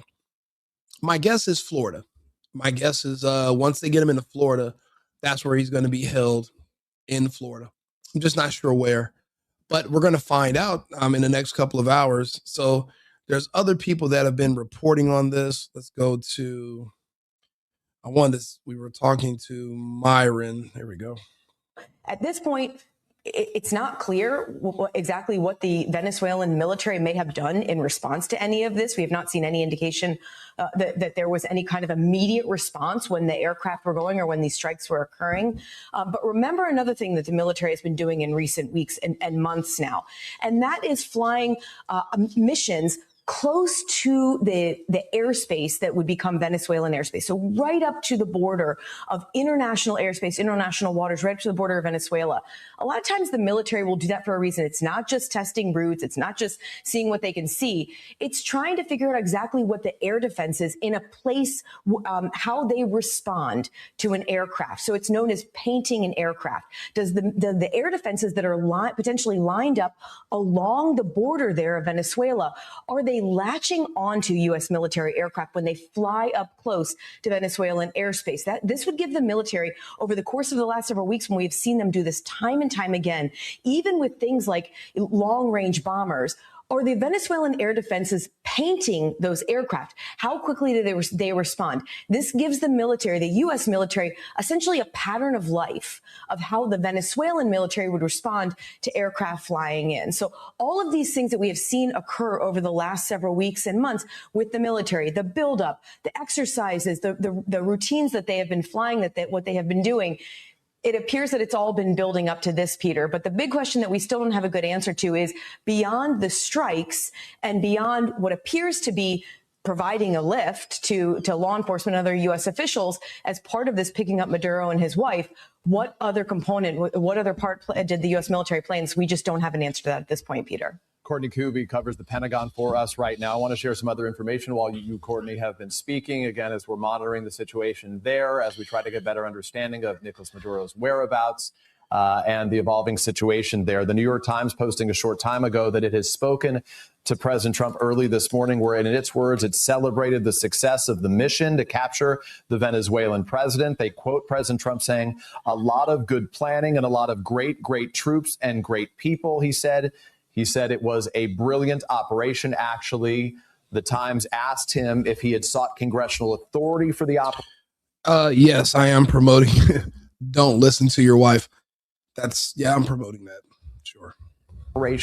Or what is next for Venezuela. And when asked that question, the president said he would address those matters during a news conference to take place at Mar-a-Lago this morning, his private club there in Florida. The president announcing earlier that would take place at roughly 11 a.m. Eastern time. We should also tell you that Venezuela's vice president there has spoken on state-run television after the president's post this morning saying that hey, thank you, Wavioli 9492. I'm a paid Russian propagandist. That's the first time somebody's ever called me that. Thank you. That's actually pretty cool. I see you guys say that about other people, but that's when they're over the target or they're doing a good job. Usually it's people that are like bigger creators or bigger personalities than myself. Usually people on my low level, we're never really given that type of, credit. No one ever thinks you obviously, you know how much of a compliment that is. You think that I'm so good at what I'm doing that the Russians literally came down from Russia and they contacted me. We went out, we had, I don't know, lamachum or some derna or something. And they were like, we need you Rico too. And it sounds just like the guy from Rocky and Bullwinkle. And they just talked to me and they say, here, we have your monies. And they gave me monies. I took the monies. And now I come on here just to talk to people. I am flattered. So thank you, Wavioli. And appreciate it. Thank you for, you don't got to compliment. You're making me get a little flushed here. Good Lord, man. Wait, you might want to hit me in a private chat. You want to talk dirty to me. You don't got to do that in the public space, Wavioli. Jesus. Nicolás Maduro's location was unknown and that she was asking President Trump for proof of life. Again, it raises real questions about the governance of that country in this time with what the president describes as a massive armada of 15,000 American troops, forces off the coast of that country. I want to bring in now the NBC News military analyst, the Colonel Steve Warren, who is joining us this morning. Colonel Warren, Happy New Year. We are off to the races as we begin this new year again. The president wasting no time at the start of the year in his pressure campaign against Nick. What part of the Russian invasion did I lie about, my friend? If you don't mind being a little bit more specific. I didn't want to correct you when you said they invaded in 2014. So I was just wondering what you were talking about. Nicolás Maduro ultimately, as he said this morning, capturing him and his wife, taking them out of the country. Unclear if this was a negotiated exit, but as the Republican Senator Mike Lee said, the strikes that we saw early this morning were done in effect to protect the executing of that arrest warrant, the effort by those forces to pick him up. I know you haven't been in a lot of work for just executing an arrest warrant. I'll tell you how that. There, but give us a sense about how something like this would be conducted, how No. Don't backtrack on your compliment now. I like it. Don't backtrack. Don't take back your compliment. Don't say, no, you're not getting. Nah, I'm a paid Russian propagandist because I'm honest about the war, because I'm honest about the countries, because I don't necessarily have any bias when it comes to information.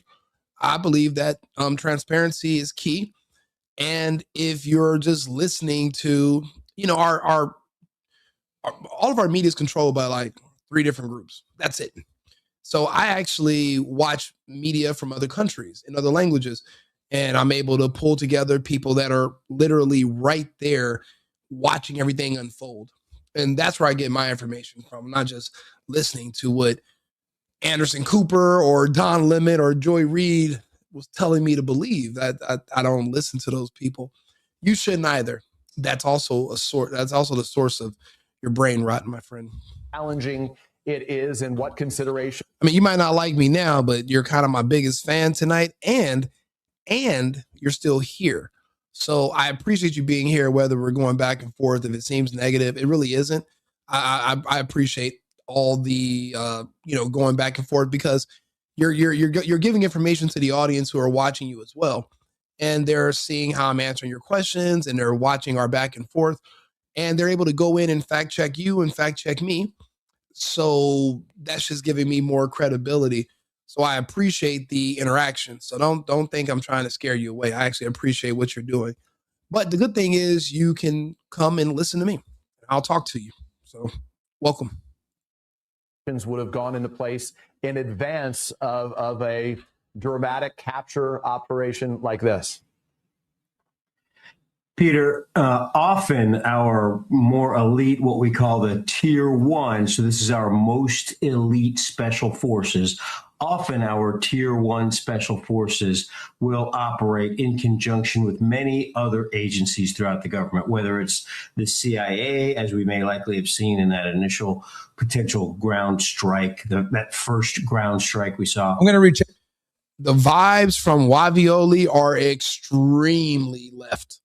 I'm talking like pink hair, wearing tighty whities with roller skates and like horn rim glasses, like the ones that what's his name, Mark Cuban was wearing when he was trying to pretend like he was like some kind of wannabe politician, and he's just floating around preschools.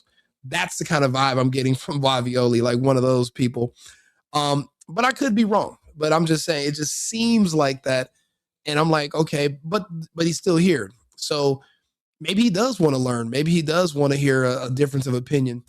You got to understand, breaking out of that cult mindset, and then you got to think about it. These people, they bet everything on the left.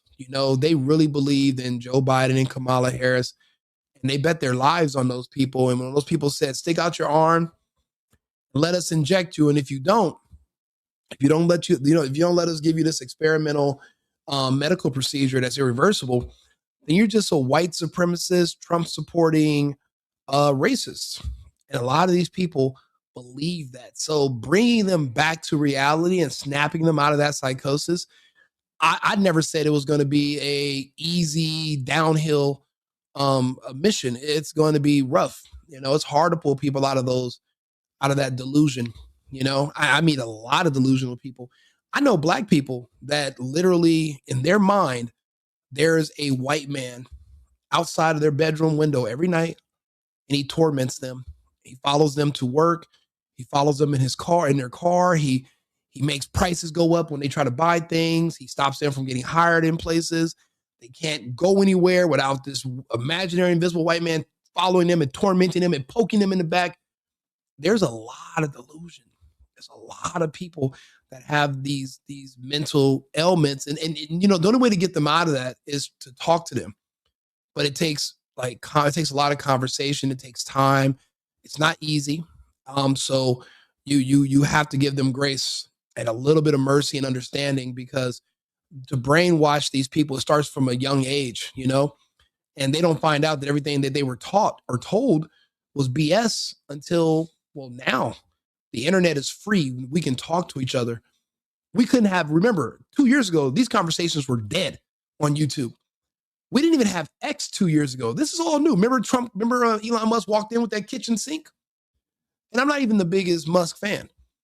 But remember, we didn't even have these options to have these conversations. So, we're going to have to give these people more time. They need more time. But they'll eventually come around because, well, you can't fight with reality.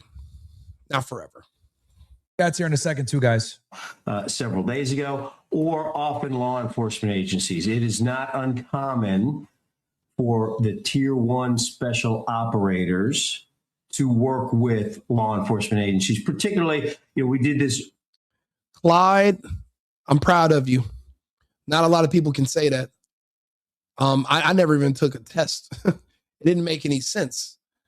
And when I asked people to explain to me why I should do any of it, when they told me it's because I said so, I said, well, then we're going to have to fight, because you don't talk to me like that. If I ask you a question, you're going to answer it.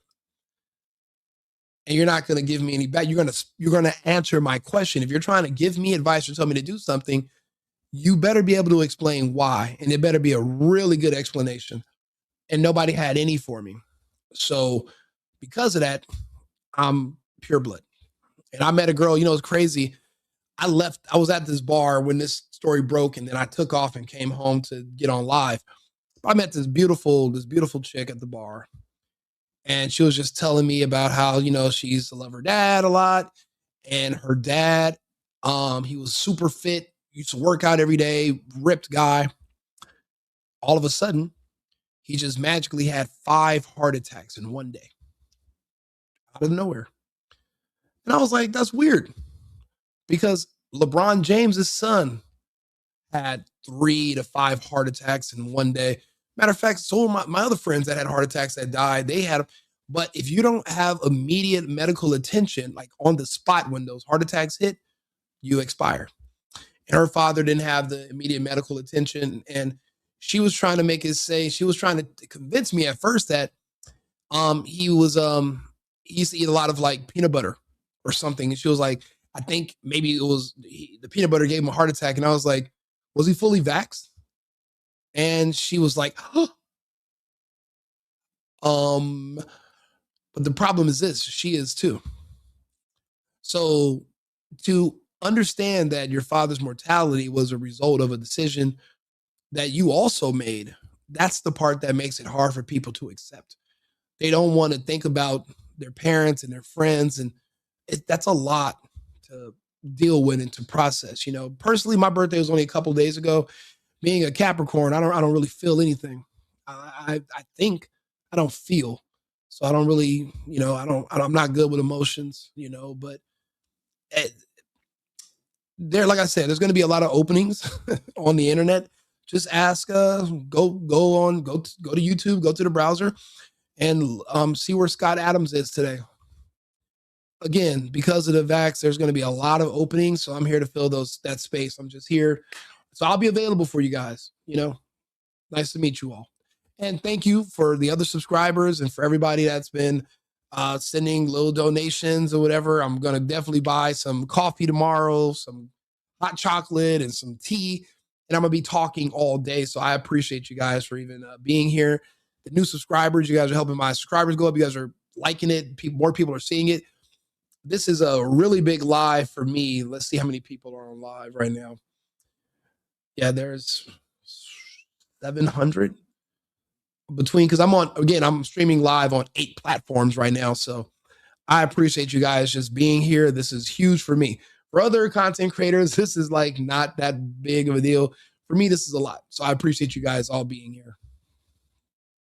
I think fairly regularly during the Iraq-Afghanistan conflict. So our special forces operations and our more elite law enforcement operators are familiar with working with each other. Now, as far as how an operation like this comes together, it's an extraordinary and complicated thing to do. He was captured, not abducted. I know you guys want to think, if ICE arrests you, you're being abducted and kidnapped. Oh, wait a minute. If the police arrest you for a DUI, you're being abducted and kidnapped. You're not being arrested. You guys are fucking morons. He's captured. He's a criminal, and he's being brought to the United States. He's alive and well. He's not being abducted.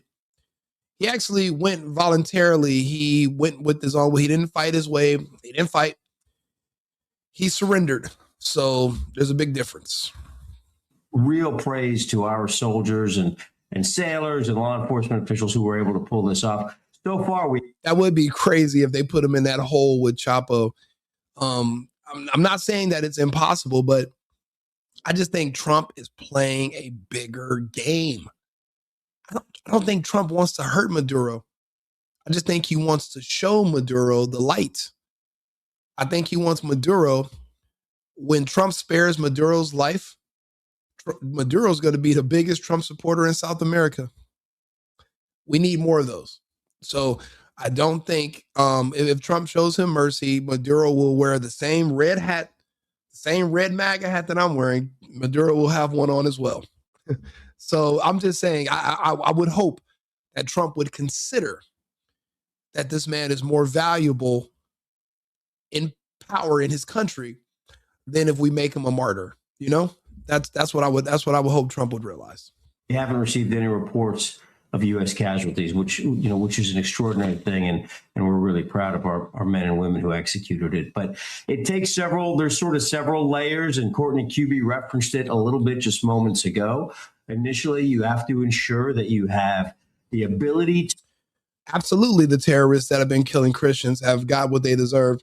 The fact that Trump told the people that in Nigeria that were asking for help that if they keep killing Christians, we're going to come in there guns a-blazing. And then a matter of weeks later, we are in there guns a-blazing to those ISIS camps in northern Nigeria. It shows you that Trump's a man of his word. And the people in Nigeria are grateful, extremely grateful. We have a lot of Trump supporters over there as well.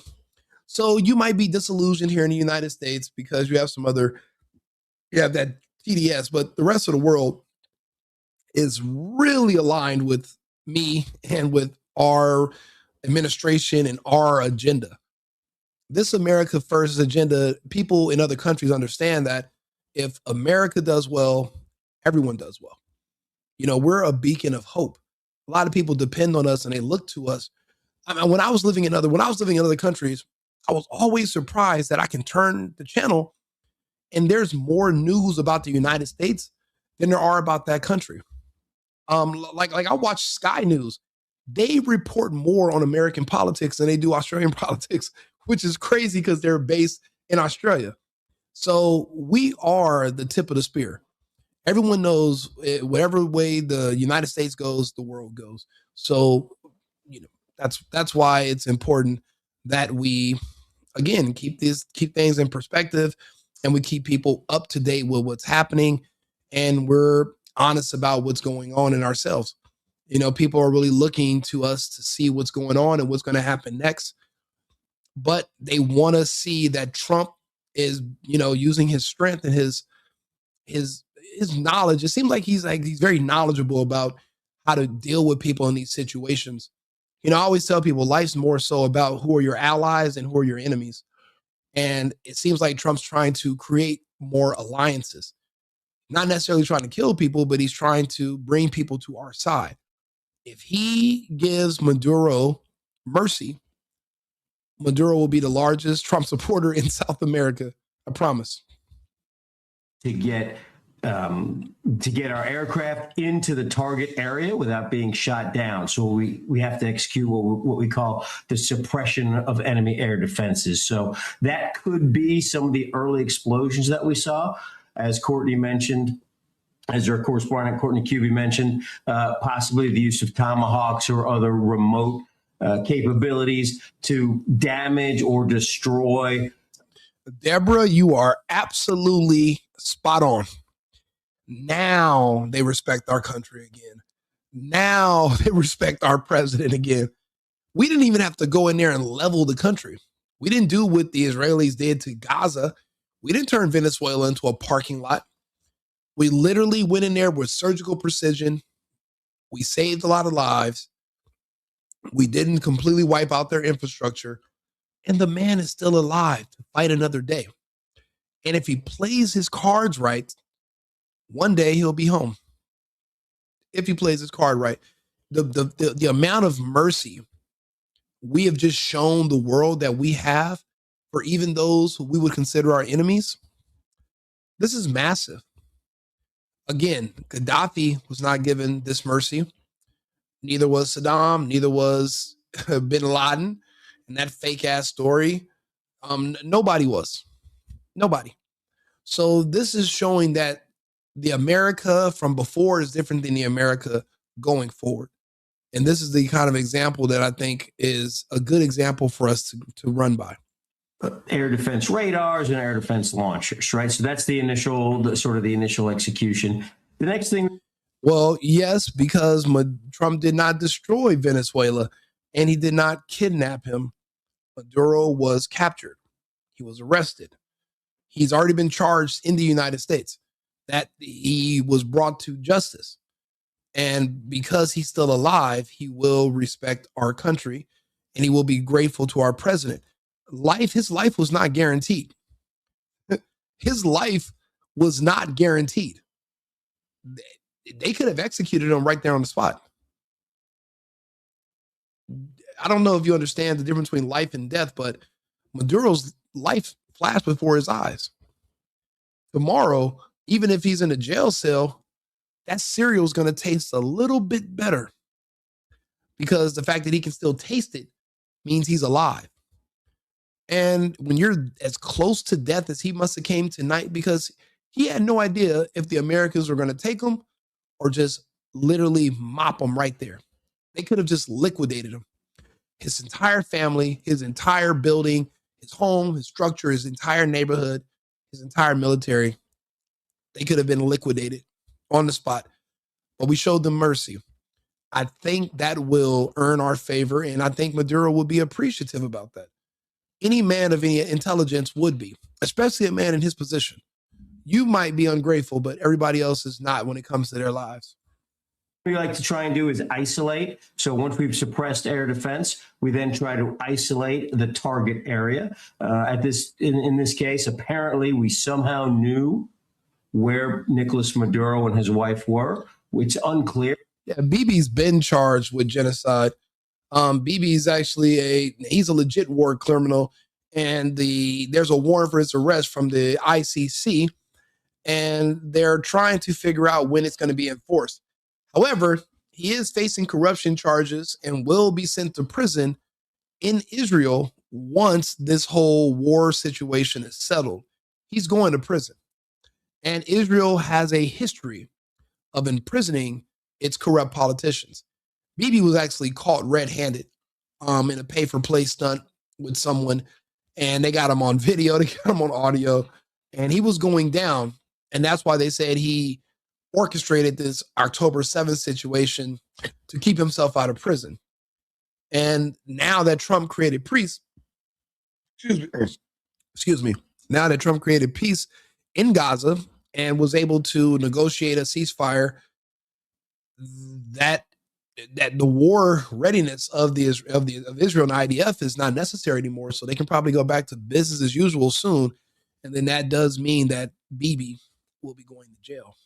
Thank goodness. Whether that was because we had spoken with them, we don't know how we knew this, but somehow we knew where Maduro may well have been. No, I don't think this is a distraction from Epstein. We don't really need a distraction from Epstein. Epstein is flowing in the bodies of a lot of our friends and family who are dropping dead every day. That's what Epstein's legacy is. It's the vaccine. It's not sex with kids. It's his work that he. Did you guys ever ask why did he have a lab at MIT? Why did he have an office in all these universities on the East Coast in their science labs? What was his research? Why did he have a lab and 1,000 scientists come to Epstein Island?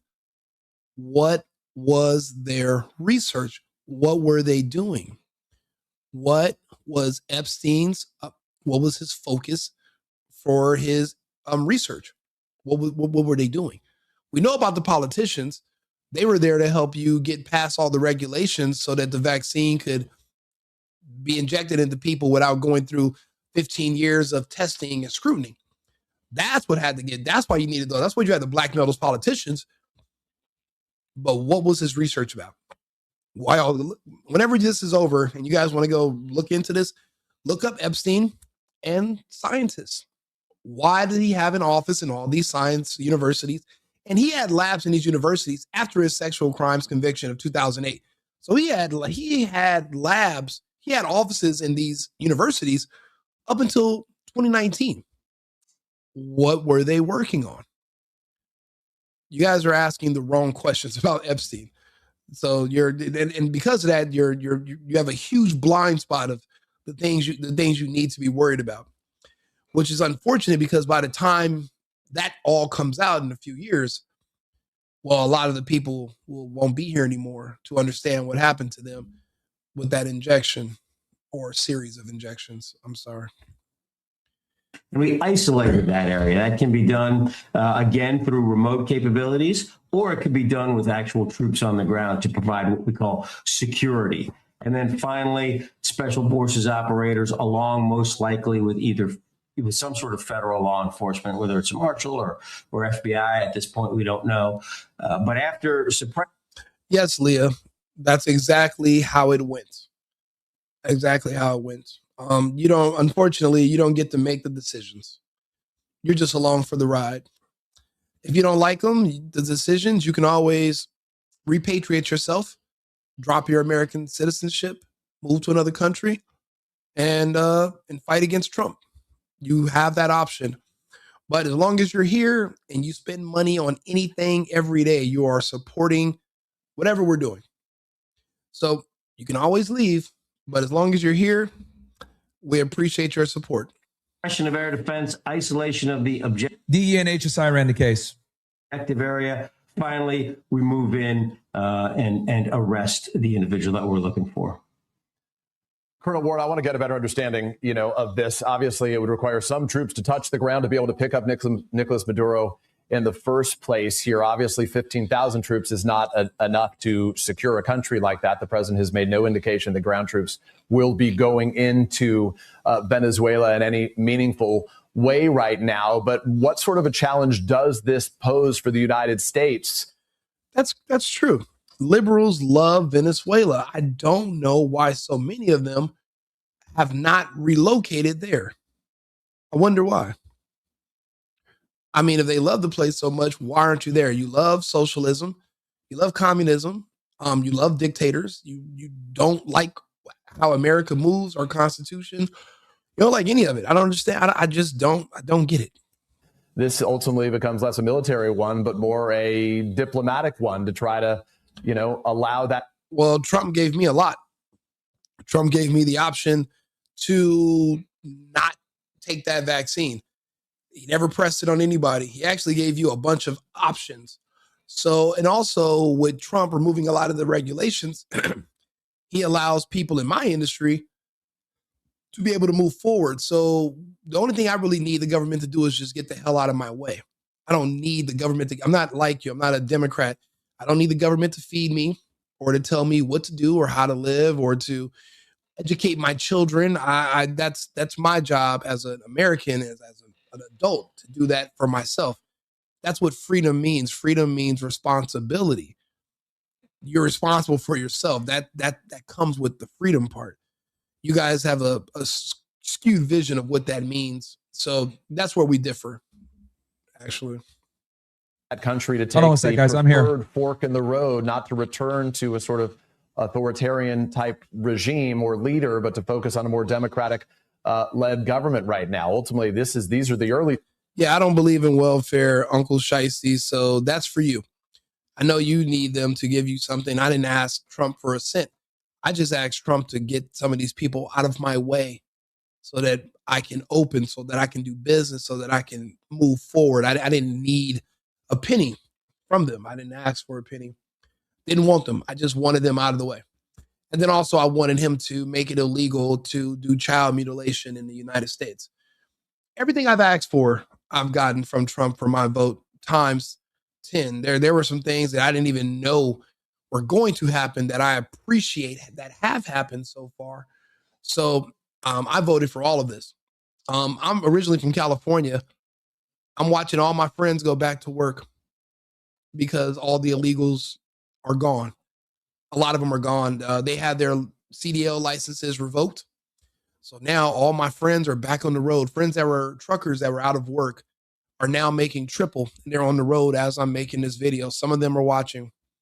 The rents where I live in downtown Los Angeles have went down. A 2-bedroom that I saw that was $3,200 a year ago is now $2,400. So just seeing the results, that's all from Trump. So that's more money in our pocket because not only are me and my people, a lot of my people are back to work in California, but also our rents are going down. So that means, and then if the problem with the gas, that's the issues with gas, that's California government and these refineries are pulling out. That's limiting we're losing 20% of our refining capacity. So that means that gas is going to go up for the entire West Coast. And because gas is high, food's going to be high because, well, that's how you get the food to the stores is through, you're going to need oil, you're going to need gas, and that's going to cost more money. So those costs are going to still stay high until you guys get rid of that greasy piece of shit Newsom. But you guys love Democrats, right? So you can't say anything about it. You love high gas, right? That comes with your belief system. But for the rest of us in the other civilized parts of the country, our gas is a lot cheaper. Things are getting better. And who knew that illegal immigration was literally the reason why we lost generations of our society to crime? You know, I just remember growing up as a kid, we never had summer jobs. Jobs that were meant for 15 and 16-year-old boys, you know, working at a car wash or working at like a little warehouse or have like summer jobs. Every time you would go to one of those places, try to get a job, there's like some 40-year-old Mexican guy that couldn't speak English working under the table for half the price, no benefits. And it's like, okay, how can I compete with that? So we never even got in the habit of even looking for jobs. I swear, I remember when I was like 17, I went to go visit my aunt, and I went to Arizona next door. I had never seen a black person working at a store, like at a register. And they were like, and I seen a white person working in the store. I was like, what the hell is this? Never seen it in my life. Never seen a non-Mexican person working anywhere. So I'm like, okay, so this is why my cities were full of everyone just joined gangs because nobody had jobs. No, everyone had to go out and try to commit crimes or find little hustles to do to make money. There's no work because of illegal immigration. And now I'm watching the crime rates go down. Lowest murder rates in years. Historic. Rents dropping. Wages are going up. And now all of a sudden there are jobs. But you're telling me Trump didn't give me a red cent? Man, go fuck yourself. Steps that you watch militarily, and then there are other real challenges that begin. Some would say that these steps that we've done up until now, frankly, are the easy steps, right? We have exceptional special operators, exceptional law enforcement operators who understand how to do these types of missions, but they happen at the speed of violence. Yeah, I'm not African American, so you're gonna have to come up with some new slurs, coonery and all that, and toms, and I don't even understand what that stuff means. I just know that that's for black people. It doesn't apply to me. So you're gonna have to read. I know you guys don't believe in books culturally in reading, but you're gonna have to figure out some other stuff and then come back because I think you're either talking to yourself or somebody else because that's not gonna work with me. It doesn't apply. But please continue. Very, very quickly. A lot of planning obviously went into it, but the execution happens very, very quickly. Now comes what in some people's opinions would be morning to you, Ross. The very, very hard part. And we've seen this before. We saw this in Afghanistan beginning in, after 9/11. We saw this. Gas is not regulated by the federal government.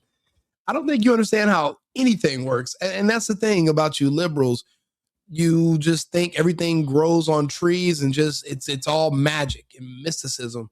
You don't understand that there are systems that are in place and they have to all operate a certain way. Or if there's any delays or anything obstructed at all, prices are going to spike in one way or the other. But for California people, everything's going up as far as when it comes to gas. And that means for Nevada, for Arizona, the entire West Coast is going to suffer for California's bullshit mismanagement and the fact that they voted again for Newsom, even after we pulled together a really extensive recall.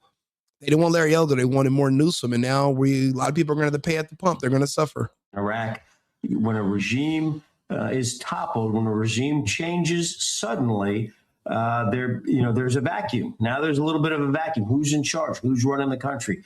We don't know this. Neither does anyone in Venezuela, it would appear, know this. So there are, of course, as in any country, there are opposing forces. There are different forces who want to be in power. Where is the military internally going to fall on this? Where are the other power centers in Venezuela going to fall on this? Where are the other legitimate and somewhat powerful drug cartels who are operating in that country?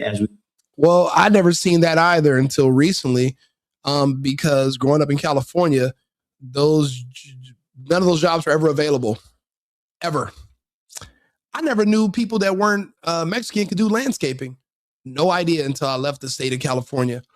It just shows you the kind of environment we're used to on the West Coast. And it was all and basically our entire society was destroyed due to illegal immigration just run amok. It was never, the laws have already been on the books. They were never enforced. Now we have millions of people that have just self-deported.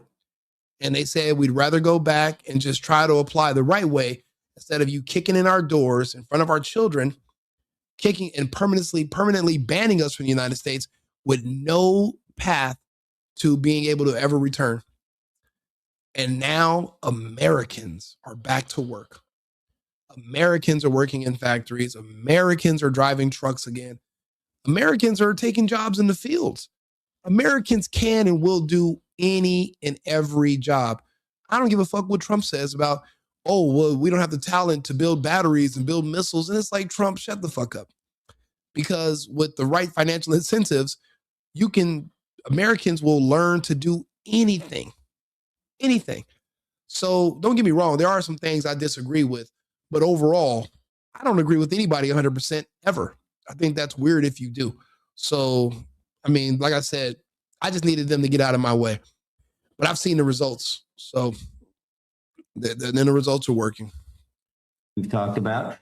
And by the results, I mean, what Trump's been doing is working and better than anything I've ever seen in my lifetime here in the U.S.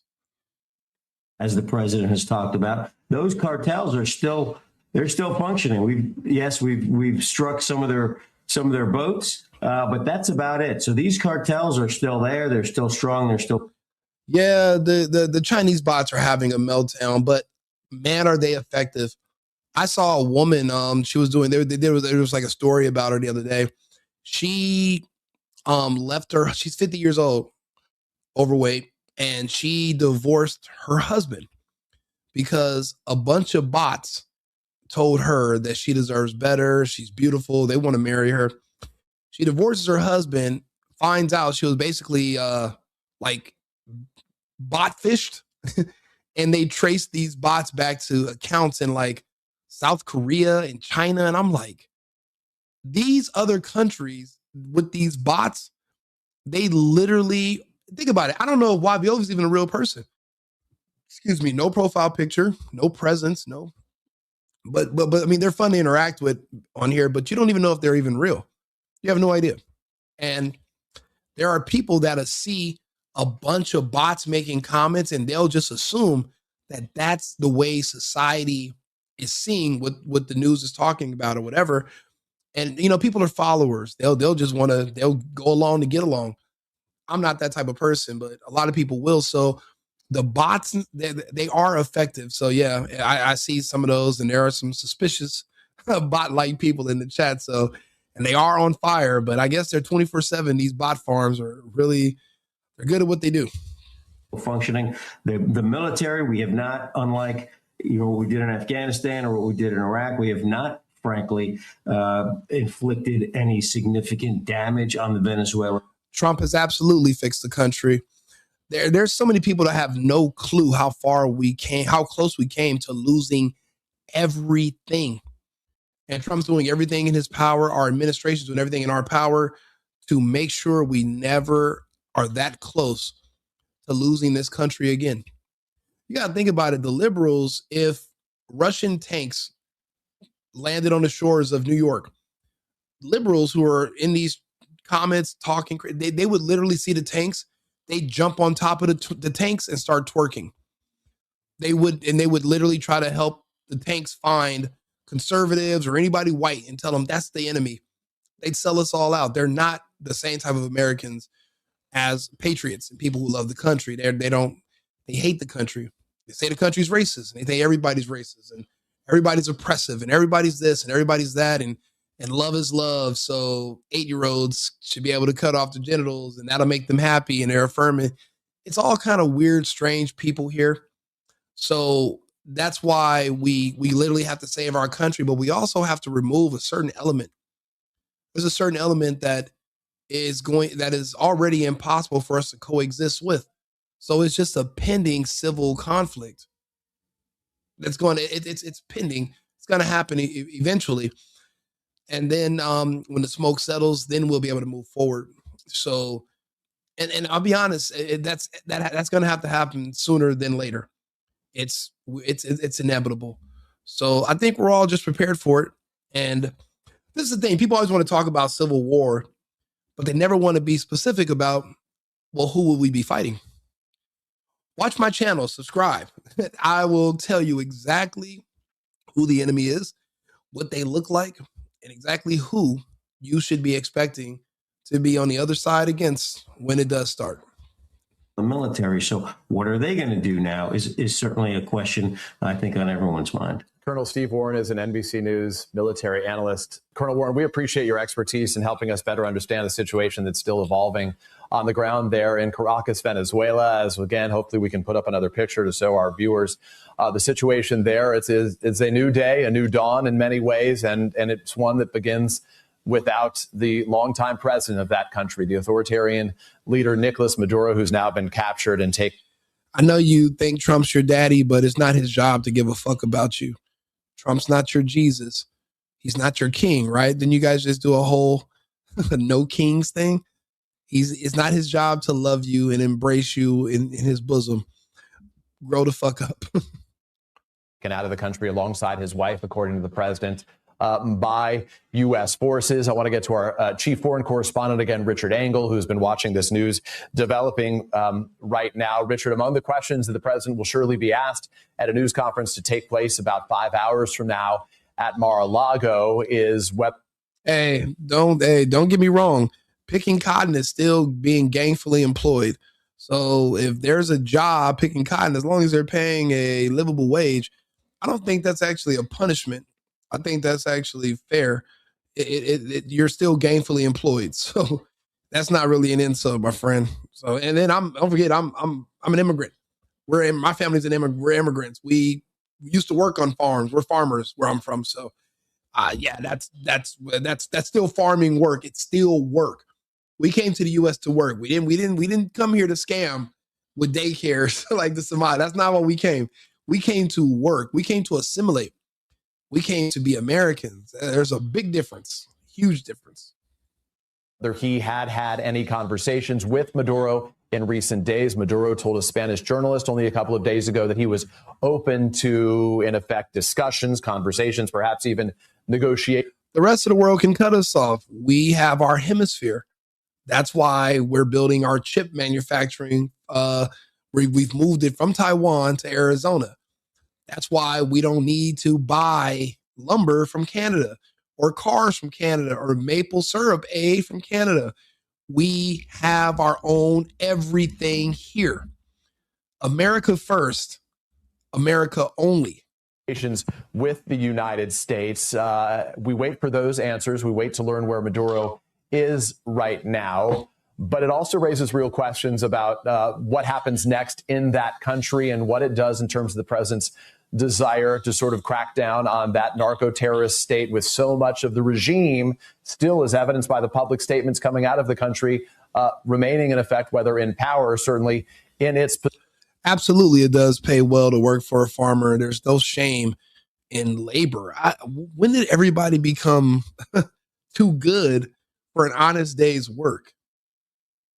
I don't know when that became a thing, but I've personally never subscribed to it. So maybe you guys are just better than me. Excuse me. Fucking elitists. Positions, though it's unclear who really is in power there. This is a regime change operation. The government has been decapitated. There clearly was maybe this hat did come from China. I don't know. Maybe. Maybe it did. Maybe a good point. But, import and export, it's business. Degree of coordination here with Maduro himself.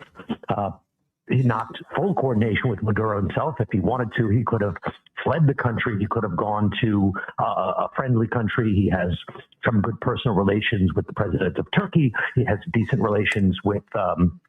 Yeah, my family immigrated here, but I was born here in the U.S. But my family did immigrate here, so I guess we just look at this country a little bit different. We're more grateful. We're more appreciative. We don't take it for granted. But then again, you got to think about it. You know, there's a lot of people who are disgruntled about the country because they want the laws against pedophilia to change. They feel like because of Trump, they can't have their rights to have sexual access to children was taken away from them since Trump took office. Because remember, under Biden, that's when they were already doing this push. The same push they had in California, SB Bill 145, where they decriminalized being caught with underage kids for men if the kid says he's gay and you're gay too. There was a push for that to go east out of California. Charlie Kirk started talking about it. Trump brought it up. And the awareness of what was going on, not only did it slow it down, it spread, it actually reversed it. So people feel like that's the right that they lost, is having sexual access to children legally, where it would be a sexual orientation that is affirmed and not is criminalized. So when you see a lot of people that are just always Trump, Trump, Trump, they're so angry. Well, it's because of the kids. They lost their access to children. Because remember, it was open season for grooming and all that. You're able to do that in schools. Under Biden, there were even Newsom. Yeah, I want more trans kids, and they want more abused and mentally ill kids. Like these are sick people here. So you can't really let them insult you. You can't really let them bother you. You can't even really argue with them too much. You got to think about it. You got to think about the kind of person you're arguing with. Are they even worth that attention? It's really not. I know why they hate Trump so much. And it's nothing to do with that he said Rosie O'Donnell was a pig. It's nothing to do with that. It's everything to do with children. And they hate that I know that. And they hate that I point that out. And they hate that I remind people. And you got to understand, that's why they hate Trump. That's why they hated Kirk. That's why they used to go up there and they want to push that back. That's what they always want to talk about. It's all about kids, access to kids. They started really hating Trump when he started bringing up that he was hunting down the pedophiles that were trafficking the kids across the border. Because Central and South America, they would kidnap kids and bring them to the United States, and they would pretend that these are their children, and they would sell them over here. It's a big business. Trump stopped all that. And they hated him for it because of the kids. They want kids. So you can't really argue with pedos and creepos. They're going to get in here and they're going to pretend they hate Trump from all kind of weird reasons. It's really just about the kids. But they can't say that openly because, well, Biden and Harris lost this time. Yeah, I know, right? Sad for you. With Russia, he's had good relations with Cuba or even Colombia. There are places where if he had wanted to go, he could have gone. So this clearly wasn't a surrender. This was a capture. And as we talked about earlier, well, Wild Child Honeybee, if you want to stay tuned, then I'll show you what I'm talking about. If I don't know if you took a gander at my page. It's lots of content. There's lots of videos. I do episodes every single day. I try to do at least 4 to 6 or more. And I spend hours and hours on here talking to people. So I'll explain everything to you in further detail. You're probably just now coming in a little bit late, but there's a lot going on and I'll help explain it to you. Just stay tuned. This helicopter extraction was supported by a military operation. Hey, shout out to Uncle Shiesty. He's been real good to me in the chat. I appreciate it. Thank you for the support. Was tomahawks or airstrikes or a combination of both. There was suppressive fire used to protect U.S. personnel during this extraction operation. Now, as you talked earlier, Uncle Shiesty, I wouldn't call you a nobody. I think you're somebody. Repeat after me. I am somebody. You're like, oh, nobody. Yeah, you're somebody. You're here. So I believe in you. So don't worry about it. Earlier about this may be the easy part. Of course, it's not easy. Only a few countries in the world, perhaps only the United States, has this kind of capability. But now, who is going to run the country? Was this President Trump's? I don't know, Wavioli. Do you want them to follow you? What do you have on your page that's so good that they should go follow? Do you have anything better? If you guys have something better, you guys are welcome to pitch it here in the chat. Maybe somebody will want to follow you, and then let the people decide. Right? May the best men win. Perhaps greatest military accomplishment in a bloodless regime change operation against an illegitimate dictator who ran a mafia state. If there's a successful, quick democratic transition and the legitimate opposition, which won the last elections, which were then stolen from them, if they are able to come into power, work out a working relationship with the existing Venezuelan military, then this will be a great success. If, however, the military divides, a new strong man who is potentially anti-United States emerges in power, the country descends into civil war, then this will be perhaps President Trump's greatest failure. He clearly is hoping for the latter, and I know a lot of back-channel negotiations have been involved in this. I've been talking to some of the negotiators who were working with Trump administration officials. And there are many Trump administration officials who have interests here. President Trump's interest, as he's made clear, was always the drugs, to stop the drug trade. And he's interested in Venezuela's oil. He's made that clear. Venezuela has enormous oil reserves. And he was critical when the United States went into Iraq that the United States didn't take the oil. Marco Rubio himself, coming up in Latin American politics, anti-Cuban platform, has an interest in regime change in Venezuela. Yeah, that's not true, Wild Child. We actually debunked that yesterday. You'd have to tune into that episode. But you might want to double check that before you make those kind of statements, because it makes you look a little weird when you just say stuff. And I'm not saying that you're lying on purpose. You're just misinformed. You don't know any better, but you should be able to look this stuff up first before you post it. Which he hopes will then weaken an alliance of states that are anti-American in Latin America, including Cuba and Venezuela being the largest. You mentioned Miller, who has an immigration agenda. Would want fewer migrants coming out of Venezuela, potentially Venezuela is becoming a place where migrants can go. So this is a new day for Latin America. Right. And the U.S. military carried an operation. We're going to hear a lot about it, how successful it was. But think about how amazing that would be if instead of people fleeing Venezuela, they would start to want to go to Venezuela. Because it's been Maduro who's been one of the biggest reasons why the country is now so poor. Their currency is toilet paper. And even though they make, it's not a poor country because they're rich in oil. It's just that everything is through corruption. Everything is just stolen away from the people and just siphoned from the country. And it's a shame. So, if we're going to try to get a grip around how to control the illegal immigration, first things first, maybe some of these countries shouldn't be so uninhabitable that so many people want to leave. Now, I do live in South America part-time as well. The country I live in, a lot of people don't want to come here from there. But Venezuela, we have a lot of Venezuelan people. I meet people in Venezuela like every week when I'm there. And they're all leaving because of the economy.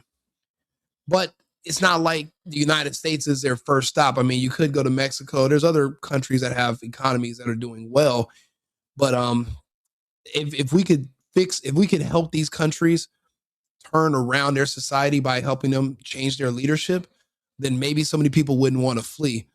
And then they wouldn't have to try to come here all the time, which is actually a good thing. We don't want these people here. We need our jobs for Americans. We don't need foreigners coming here to undercut us. they can stay where they're at. And, you know, people keep saying, oh, but Rico, the immigrants are what make America special. And I'm like, really? Well, maybe America has had a monopoly on immigration for too long. Maybe we should spread the wealth. Maybe it's time for us to share the immigrants with other countries, which is what we're doing now.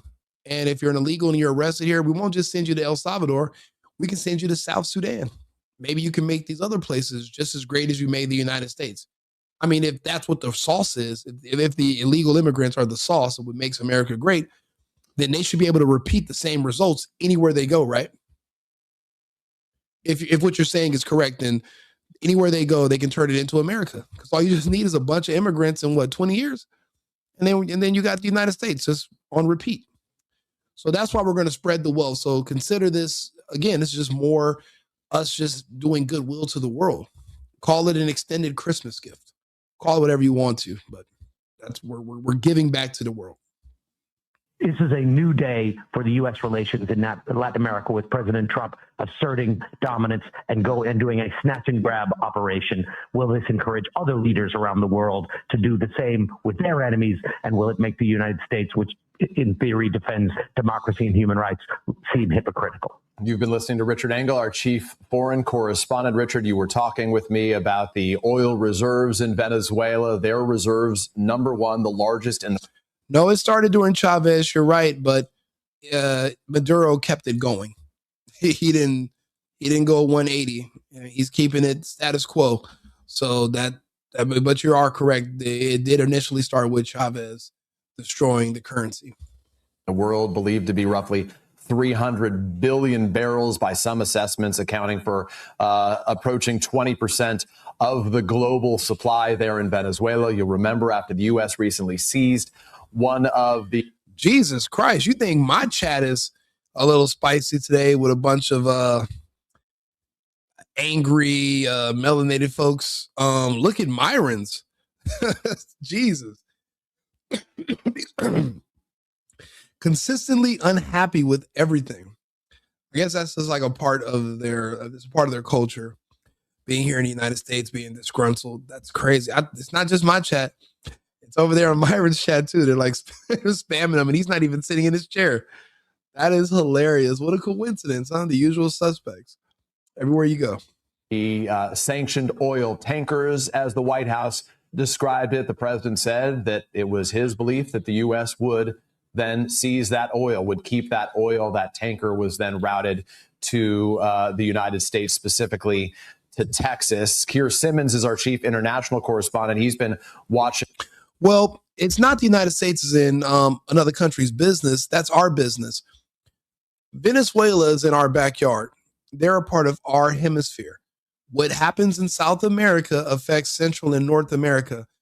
They were already looking to make agreements with the Chinese and the Russians about setting up ports, and they were already exporting their oil to China. We can't allow that. We have to be in control of everything in our hemisphere. This is our hemisphere. We're a tripolar world now, not unipolar. So we don't have to be the world police, but we're going to just have to police our front and backyard. Venezuela is a part of our backyard. Also, Maduro, during Biden's open border, he emptied out his insane asylums, his prisons. They sent us their rapists, their murderers. They sent us the worst of the worst people to the United States on purpose. And they made agreements with these people that they can keep their freedom as long as they promise to never return to these countries like Venezuela, which is why when they are arrested over here and deported, Venezuela is saying, no, we're not taking these people back. Their own citizens. It's because that was a part of the deal as far as their release, when they're released from prison. So this is all documented. And for us, them sending these evil people to our country is damn near a declaration of war. It's a declaration of war. So we have to get in there and we have to change what's going on in Venezuela because it's affecting us here in the United States. So it is our business. This developing news with us as well. And Keir, quickly to you, I want to share a statement from the Russian Foreign Ministry. Vladimir Putin's The Kremlin now reacting to this, saying that the United States committed, in its words, an act of armed aggression against Venezuela that it said was both deeply concerning and. The Canadians don't have the ability to do business with these other countries. 99% of all Canadian exports come to the United States. We are their biggest and only customer right now. The United States, without Canada, the United States, we supplement the economy of Canada. We literally prop up their government to the tune of about $250 billion per year. That's why we took it as disrespect when Ford, the premier of Ottawa, what is that? Is that Alberta? When he had all these disparaging remarks about the United States and Trump, but we literally feed you fuckers. Without us, you don't have an economy. So what Trump said is that us giving you $250 billion a year, it doesn't make sense for us fiscally anymore. So this is what we can do. We can make you a state, and then your premier can be a governor. And that's kind of the best we can do. You can take it or leave it. And now the Canadian provinces are like, look, we'd rather join the United States than stay here in Canada. We don't want to be a part of Canada no more. And that's happening. Whether you like it or not, whether you agree with it or not, if you don't fucking like it, leave. Leave. Crying on the internet, why don't you just move somewhere else? Move somewhere that you do like. But that's how it's going to be. And that's what's happening. Condemnable. That is notable because while on the one hand, the U.S. has been focused heavily in this region on Venezuela, the president and his team simultaneously have been focused on trying to bring about an end to the war between Russia and Ukraine. Vladimir Putin, for a variety of reasons. What country do you live in? The United States, our farmers are just fine without the Canadians. Why, bro, where did these people come from with this nonsense? It's hilarious. Reasons over the course of many months has been disinclined, it appears, to resolve the situation there. We have heard from Volodymyr Zelensky, who has also been very... Yeah, but we're reopening our own lumber mills. We're reopening them. Look it up. We are reopening our own lumber mills. We shut our lumber mills down because we were importing from Canada to justify why we're sending them $250 billion a year. America first and America only means Americans first. So if you're not an American, your economy and your society is not on our top 10 priority list anymore. It's America first, and then it's America second, it's America third, it's Americans in America fourth, fifth, and so on. And the world is going to have to just learn to live with that. That's just how it's going to be. And now, unfortunately, that goes for our friends to the north. And I wouldn't really say Canadians are really our friends. They're not. They live in a different society than us. Remember what they did during the lockdown. Remember, they forced people to take those shots. They wouldn't let you go places. It was completely mandatory.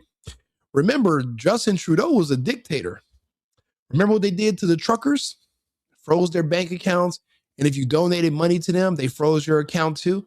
When they were trying to reopen the country and they were literally just expressing their free speech rights by just riding in convoys and just occupying their cities when they were shut down, completely destroying everyone's businesses. I have so many friends in Canada that are dying right now. I remember when they started building those camps, the same kind of concentration camps they built in Australia. They literally completed building them in Canada. They're putting people in them too. And now look, the Somalian gangs have literally been imported into Canada from Thunder Bay to Alberta.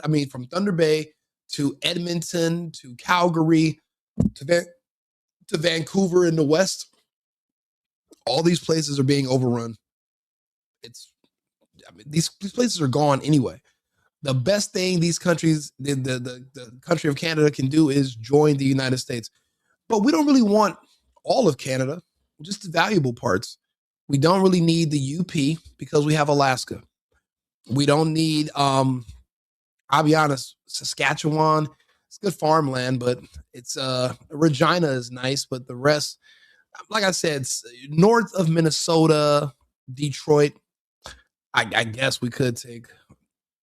I mean Toronto, maybe, but a lot of that is just wasted open land that we really don't need. There's only certain parts of Canada that are valuable, and luckily for us, those parts of Canada already have a referendum in play right now, where they're going to Ottawa and they're going to say, "Hey, we want to separate and become our own independent country," and then from there they can join as a state.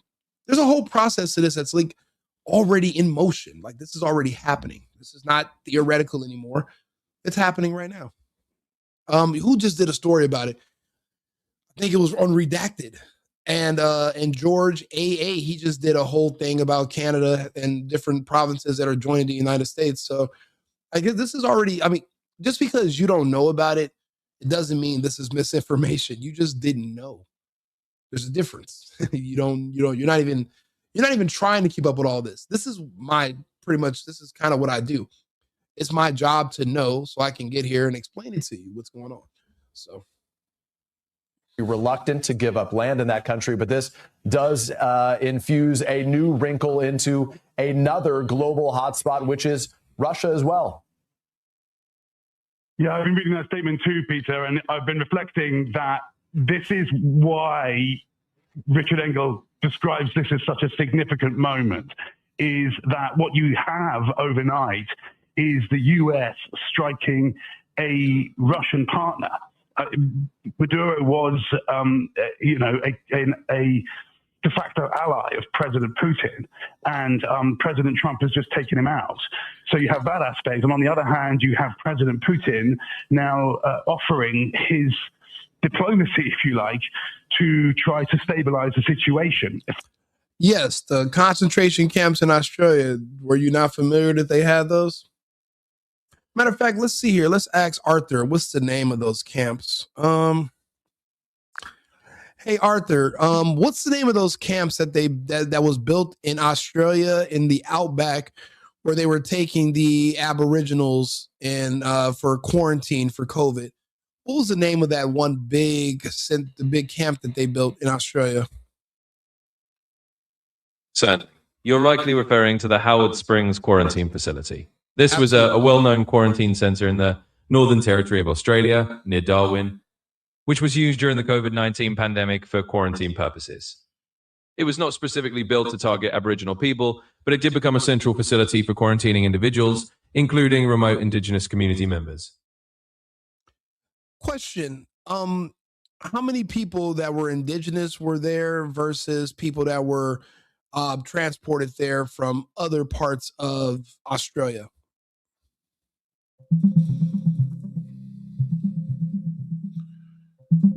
I don't have an exact breakdown of how many Indigenous versus non-Indigenous individuals were quarantined at the Howard Springs facility. The publicly available information doesn't provide a detailed demographic split on that particular question.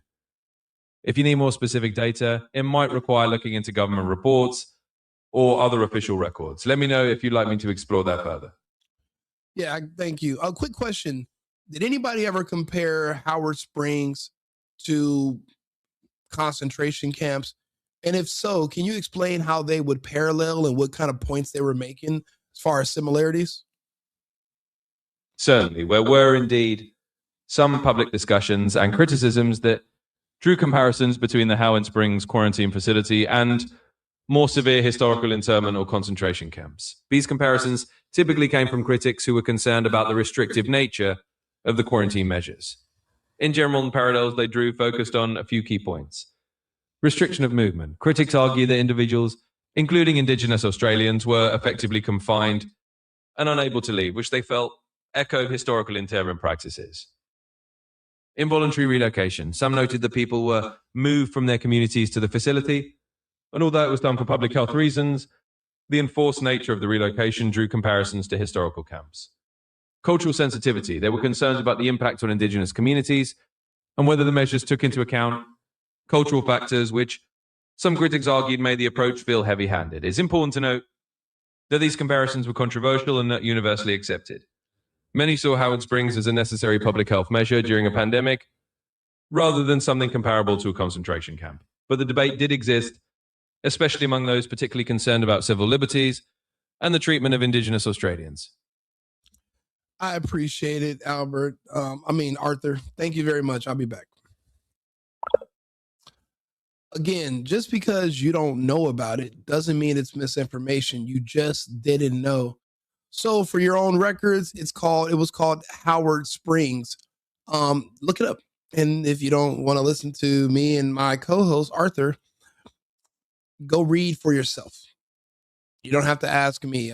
Don't let me be the, I'm not your, don't let me be your beacon of truth. If you want to seek other sources, seek and ye shall find, right? Effectively, you have President Putin saying, okay, we have a problem in your region, Mr. Trump. Let me help you to solve that. Sounds familiar. And it is therefore significant because it gives the Russians the ability to kind of say, well, look, you see, this happens everywhere, and we help each other to solve it.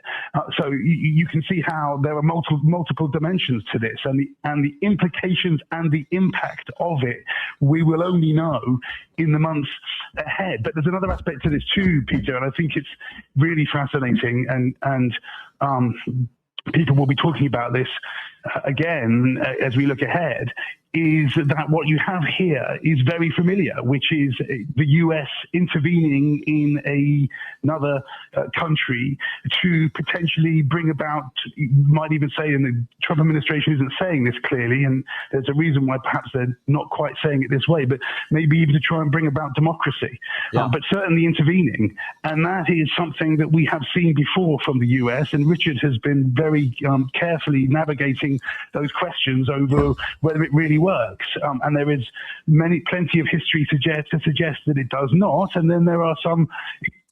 Okay, Scorpion, what if you're right? What if it's a uniparty? Then what? What are you going to do? You're going to move to Nigeria? You're going to move to Ghana? What's your plan? Say you're correct and it's a uniparty. What's your next move? Let us know in the chat. Examples of moments when it has made a difference. And all of this is happening while there are protests in Iran effectively looking to overthrow the regime there. And those protests are the most significant. Yeah, what's your next move? What's your plan? If it's a uniparty, what are you going to do about it? And shout out to Wavioli 9492. You've been rocking with me for over 2.5 hours, bro. Thank you. I'm glad you're here. Stay tuned. Since some years ago, the uprising over the killing of a young woman in Iran. So too, there is a threat to that regime. And of course, Iran is a close partner to Venezuela. So this is, there are moving parts here, and there is no doubt of the significance. You're right, Kieran. The president's victory speech upon winning the last election, he said, "I'm not going to start wars. I'm going." But if it's a uniparty, then that means no matter who you vote for, it's the same. So what are you going to do? Are you going to stay under the uniparty, or are you going to leave? What's your game plan? Like, what is your is the only thing you're going to do is just like complain about it, or you're going to change where you're at? Like, what is your game plan? If you're correct, to stop wars, we're now hearing some of the criticism coming in from some of the president's political opponents. Among them, we're hearing from one of the top national security officials who served beneath President Obama during his time in office. That's Ben Rhodes, who says in simple terms, he says, and God bless you, Ruth, as well. Thank you, brother. I'm glad you're here. Regime. Well, Ruth, not Ruth's brother, but I'm glad you're here. Change war in Latin America based on absurd rationales about drug trafficking, no explanation of goals, and counter to everything Trump promised.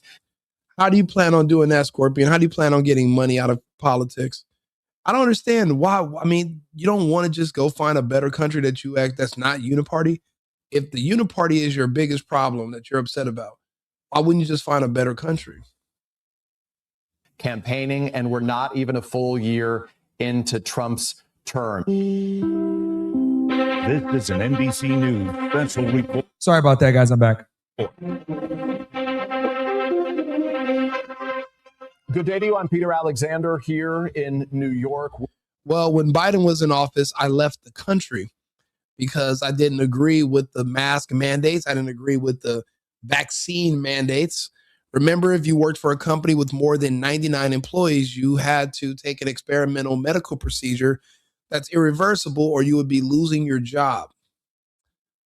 So first I left California when they went communist and when it seemed like our American government was going communist and fascistic by trying to force you to do experimental medical procedures that were deadly. I decided to evacuate. So I left the country. I only came back actually in September last year when it looked like Kamala wasn't going to win, because I listened to a lot of people, like the people in the chat, some of these people that would just lie and pretend that this lady actually had a platform. Like people like, oh yeah, Kamala, this and this. I'm like, okay, cool. What is she offering you? Like, what policies of hers do you like? And these moronic idiot leftists would just get mad and storm off, or they wouldn't want to talk. And I'm like, so you mean to tell me you don't even know anything about what she's offering or her policies or anything? You just like her because of how she looks? So you're treating Kamala like a stripper, because the reason you pick which stripper you're going to give $1 bills to and to shove it in their butt crack is based on how she looks. So you mean to tell me your threshold for who you want to be the leader of the free world is the same one you use when deciding on who you want to come gyrate on your crotch? And I knew I couldn't take you people seriously anymore at that point because you were only worried about how she looks, which is fucking ridiculous. You shouldn't want to be in love with your politicians. You should be negotiating with them. You don't know them. They don't know you. They don't love you. They're not supposed to love you. This is a negotiation. This is business. You guys are emotional. That's why you guys are at the bottom and nobody takes you seriously. And me especially. I especially don't take you seriously. With a dramatic developing situation. Smash that like button, guys. Just found out that I'm 100% shadow banned on YouTube as expected. I already knew, bitch ass niggas. I fucking hate YouTube with a passion, bro. I hate YouTube, man. Fucking hate this platform. Smash. Well, I personally like YouTube still. So smash the like button, guys. I appreciate you guys for tuning in. Hopefully the YouTube gods don't get too mad at me for platforming Myron. Matter of fact, let's see here. If he's watching NBC, we can watch our own NBC. Let's see here. Where is it at? Is this the NBC? This is Mirror. ABC. Let me go down to Maduro. Let's go here. Use the word lethality. Battleships are the largest, sturdiest, and most heavily armed vessel built specifically for naval combat. While America has built many new warships over the years, they've tended to be smaller. Wavioli, if you want to have a conversation, I can send you the link and you can come up and we can talk. Are you willing to do that? If you want to talk so bad, why don't you come up on the stage? Much smaller. Going to be upping that also. We're going to be going to a... Absolutely. Taking AIPAC money should be illegal. I agree with you on that, Scorpion. You know, Scorpion, you're actually not a bot. I can actually talk to you. Some people just make blanket statements. You actually have real suggestions. I like that. Superior, the most lethal surface warfare ships.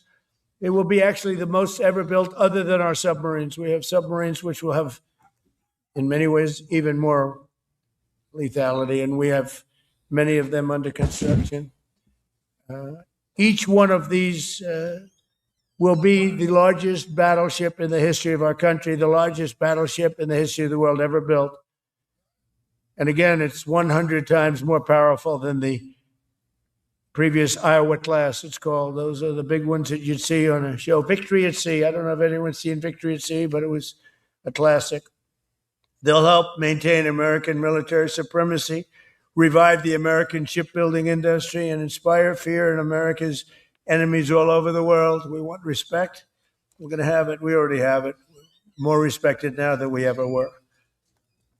A year and a half ago, they laughed at us. Now they respect us again at levels that they've never respected us. We envision that these two ships, we're talking about 10, but we're going to start with 2, and we're going to quickly morph into 10. And ultimately, we think it's going to be anywhere from 20 to 25 of these. But we're starting with the first 2 immediately, and we're going to then be very quickly involved with, I think, we're going to do another 8. And then we're going to ultimately and pretty quickly have a total of about 20 to 25. We'll make that determination. We envision that these ships will be the first of a whole new class of battleships to be produced in the years to come. From Theodore Roosevelt, the Great White Fleet, you remember that, the Great White Fleet, to the legendary USS Missouri, whose massive guns helped win World War II. America's back. Yeah, she when the teleprompters were gone, so did her speech, so did her brain. Literally, she's one of those people that you have to tell her what to do. So obviously she's controlled, she's for sale. She had none of her own thoughts or anything, none of her own opinions. And now they want her to take over being the governor of California after Newsom literally just destroyed my home state. Now they want to put somebody else in there to finish the job. And she'd be more than happy to do so. So it's just crazy. Again, voting for politicians, well, the same way you're voting for a stripper is insanity. But that's what's been happening with a lot of these folks. So it's a shame that that's the path that our country is literally suffering and going down. But there's hope. There's light at the end of the tunnel. We will prevail. We will win in the end. Clear that we're building them here. We're working with others, but we're building them here. We have great Navy yards. We'll be negotiating with some of the companies that are running. Oh yeah, West Covina is about 30 minutes from me because I live downtown. So, but I know West Covina, you guys are off the 10, but you're also off of the 605, I think, the West Covina. So 605 or the 10, it depends on which part of West Covina you want to go to. But yeah, I know West Covina. It's not too far from where I'm from. Those yards, taking over the yards. We used to build a ship a day during World War II. Now we don't do ships very much anymore. We do military ships. We do submarines. By the way, we're 15 to 20 years advanced in our. Hey, a lot of West Covina people in the house. Look, we have a lot of new people here tonight. Please subscribe to the channel. Just hit that button right there. Like the video. It pushes me out into the algorithm. I have tons of content that it's already been done. I'm doing more content tomorrow, every day, talking about different topics from a right-wing angle, obviously. But please, if you guys can tune in and support, I appreciate you guys being here, joining the conversation, engaging in the chat. You guys have been great, so I appreciate you guys. Laser in the world will be on the battleships that we're building. They'll also carry the nuclear arms, sea-launched cruise missiles. Oh, I had a couple of my friends went to Covina High School, actually. I went to school in Cerritos, so I went to GAR, but I also went to Compton High School for a little while. I went to Crenshaw for a little while. So I was all over LA area, but West Covina is it's like right outside the city. My ex-girlfriend's from West Covina. A lot of my friends, actually a couple of my friends that moved out of LA, they moved to West Covina because they didn't want to go all the way to the Inland Empire, to the IE, but they didn't want to be too close to the city. So West Covina is like a happy median, and it's actually a nice area. It's a really nice city. So, because you're out there by La Puente, and there's like these other cities that are out there that are also like good areas too to live in. So today's announcement is yet another step in our mission to make the United States Navy stronger than ever before. Again, when you talk about 100 times the power of these massive ships that we had years ago, it's pretty amazing. And next week, I'm going to meet with the defense prime contractors. I'm going to meet with them here, Florida. And we're going to be talking about production schedules because they're too slow. That's funny. You went to Baldwin Park High School. I actually was at the Baldwin Park Animal Shelter. One of my dogs here, she was at that shelter, and I pulled her from there because I do volunteer work with like rescues. I do like fostering and transport. I have like a nonprofit where I would just help people with adoption logistics because, we have shelters that are full in California and we have really good networking in California, but people in other states are like, hey, I want to adopt that dog. And nobody would ever respond to their comments in the chat asking for help. So I just set up my own little logistics network and I would say, okay, hey, I know a transport, I know a boarding facility. I can pull the dog for you, put them in boarding. You set up the transport and just get them there. That way they don't got to die in the shelter. And Baldwin Park is a really big shelter I used to always work with when I lived in California. It's unfortunate that I had to leave California during the lockdown, but I was doing rescue work and helping out, from Carson Shelter to Baldwin Park to all these different, to Riverside, San Bernardino, all over. So that's crazy. So we'll be talking about all CapEx, dividends, and the pay. We're also going to be talking about buybacks. They spend so much money on buybacks. They want to. Yep, El Monte. That's another big city. So I say La Puente, but also El Monte. That's actually another nice city also to live in too. Anything, because you don't want to go to San Bernardino. I mean, you don't want to go to Ontario. You don't want to go all the way to Fontucky. You don't want to go to, Rialto or anything like that. So you don't want to go all the way to the IE. But like if you can, but before you get to Pomona and these other cities, there are some nice cities. Like we have tons of cities in Southern California. Like there's like just people everywhere in cities and like, people in other states don't understand. Like California's home. It's just, like I said, it just got so bad with the whole lockdown. And I lived in downtown. I lived right there on 7th and Spring, right across from LA Cafe. So seeing crackheads with masks on every day. And then they defunded. There's no police in LA anymore. So it just got too dangerous. So I had to evacuate. Spending money on building airplanes and ships. Yeah, my grandparents lived in San Dimas. So I used to live in San Dimas. I used to go there every weekend, stay out there. Raging Waters used to be a big deal when I was a kid in San Dimas. And that's why, then there was like a cemetery right there by the exit. San Dimas is actually still a nice city. It's still a nice area, actually. Lots of hills. So we used to ride bikes and you go up a hill, down. It was exhausting sometimes. And the things that we need, not in 10 years and 15 years, we need them now. And we're strong about it. Last week, the Navy announced a brand new class of frigate, and they're going to be working with the South Korean company. Hanwha, good company, recently agreed to invest $5 billion in Philadelphia Naval Shipyard. We're opening up the Philadelphia Shipyard, once a great yard. Now it was a long time ago decommissioned, but now it's reopening. Working with the Navy and working with private companies. The record-setting defense bill I signed last week authorized $26 billion to build new ships, including destroyers and various others. We already have a lot of submarines, as you know, under construction. We're building a lot of submarines. I tell you, to be exact, we have right now 15 submarines under construction or ready to start. And we have, again, the greatest submarine in the world with our technology, like they talk about chips. Well, I would say submarines are a bigger deal than chips. We're at least 15 years ahead of any other competitor. China, Russia, nobody can come close. We're also building right now 3 large aircraft carriers in addition to the ones we have.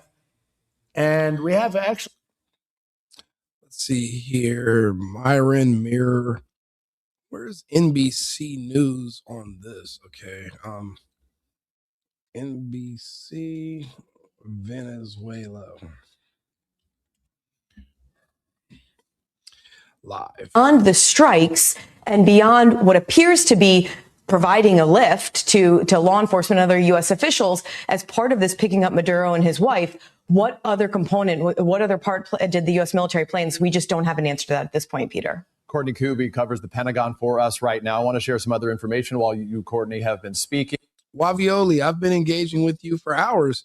I even offered you a chance to come up on stage and you didn't want to. So that's why I can't really, I've already tried it.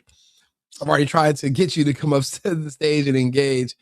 But you seem like you're unhinged. And then you're literally here in my chat and you're trying to tell people what not to do, what to do. And I'll be honest, that is a little bit crossing the line a little bit. I'm going to tolerate it for now, but I don't think you should be doing that because I'm not in your page saying stuff like that. Again, as we're monitoring the situation there, as we try to get a better understanding of Nicolás Maduro's whereabouts and the evolving situation there. The New York Times posting a short time ago that it has spoken to President Trump early this morning, where in its words, it celebrated the success of the mission to capture the Venezuelan president. They quote President Trump saying, "A lot of good planning and a lot of great troops and great people," he said. He said it. I don't have an uncle named Tom. I have an uncle named Tommy. I don't know anybody named Tom. And I don't, who's a pedophile? Like, who, show me post the link of the person Trump was convicted of hurting or touching. If you can post some proof, then we'll take you seriously. But if not, you're just lying on here and you're just making up BS and you're projecting your personal life into Trump. A lot of people with TDS do that. Like everything that they're guilty of, they always project it onto Trump. The left is really good for that. You guys are really good at accusing others of doing what you're guilty of doing. And we've proven that time and time again. So when you start making these claims about Trump, I know you're talking about yourself. And in that case, my guy, you need help. Was a brilliant operation, actually. The Times asked him if he had sought congressional authority. I wouldn't say the oil field was stolen. It was conquered. We literally conquered and captured Maduro, and we extracted him successfully without killing him. And now Venezuela's oil belongs to us. And we'll help invigorate their economy. And the practices of the days of Chavez and Maduro, those will be in the past. The Venezuelan people have welcomed us into Venezuela. They're cheering. They're happy. They want to see change. They want their country back too. And we want them to have their country back so they can go the fuck back. We don't want them staying here in our country, taking our jobs. We want them to go home and make Venezuela great again. Because at one time, Venezuela was great. Beautiful people, beautiful, they're great culture, really conservative people, family oriented. They just, unfortunately, you can vote your way into communism. You just can't vote your way out. So that's why, because they couldn't vote their way out of this situation with Maduro, the Americans are here to be of assistance. And we successfully assisted the Venezuelan people. Today is their Freedom Day. They now have their country back. They're welcome. For the operation, or what is next for Venezuela? And when asked that question, the president said he would address those matters during a news conference to take place at Mar-a-Lago this morning, his private club there in Florida. The president announcing earlier that would take place. Yeah, but these are American companies. The companies are us. These companies are here. These companies employ my people. So they're us. At roughly 11 a.m. Eastern time. We should also tell you that Venezuela's vice president there has spoken on state-run television after the president's post this morning saying that Nicolás Maduro's location was unknown and that she was asking President Trump for proof of life. Again, it raises real questions about the governance of that country in this time with what the president describes as a massive armada of 15,000 American troops, forces off the coast of that country. I want to bring in now the NBC News military. I mean, Trump did give them a heads up, but this is one of those, fuck around and find out moments. You think it's a game. You think it's a joke. You think we're not serious because we were never serious before. These are new times. America's on a new trajectory. We are going to be respected again, and people will appreciate what we're doing. That's why I said I don't think the goal is to harm Maduro. I don't know if changing him for somebody else or teaching him a lesson and putting him back where he was and letting them know that we can take you whenever we want to and there's no way you can run from us. Because maybe the Russians and the Chinese got in his ear and told him they got his back. and they can protect him and offer him security guarantees. How? You're in our backyard. You can get down or you can lay down. But if you lay down, you're going to stay down. And right now, Maduro is laying down, but he's still alive. So, again, you got to be grateful for what you can.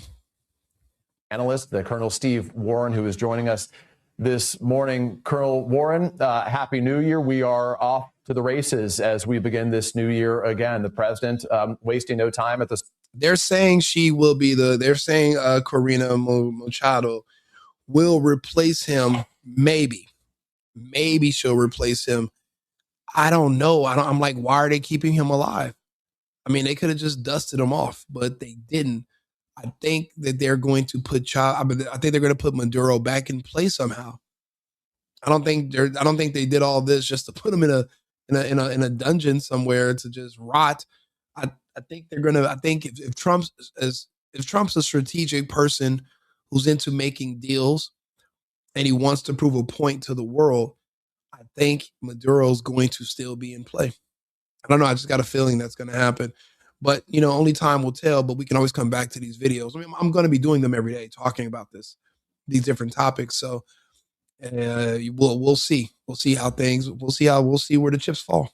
Start of the year and his pressure campaign against Nicolás Maduro, ultimately, as he said this morning, capturing him and his wife, taking them out of the country. Unclear if this was a negotiated exit, but as the Republican Senator Mike Lee said, the strikes that we saw early this morning were done in effect to protect the executing of that arrest warrant, the effort by those forces to pick him up. I know you haven't been involved, obviously, in what's taking place there, but give us a... Exactly, like they did to Noriega in Panama. But remember with Noriega, they drug it out too. They drug it out. It was, and also, but see, Noriega was partners with the CIA. And we funded Noriega as well. I don't think we were ever partners with Maduro. So I don't think I don't think he's involved with our intelligence agencies. I believe this is just more so administration versus in one administration. I think Venezuela flirting with China and Russia, it made us jealous. And we had to make sure that there was not going to be any formal declarations where they were going to put any kind of bases or something in our hemisphere that we don't control. I mean, we took back the Panama Canal because the Panamanians were selling it to the Chinese. We took it back. This is our hemisphere. This is our territory from Greenland to Argentina, from freaking what is it? From Greenland to Argentina. This is our territory. Sense about how something like this would be conducted, how challenging it is, and what considerations would have gone into place in advance of a dramatic capture operation like this.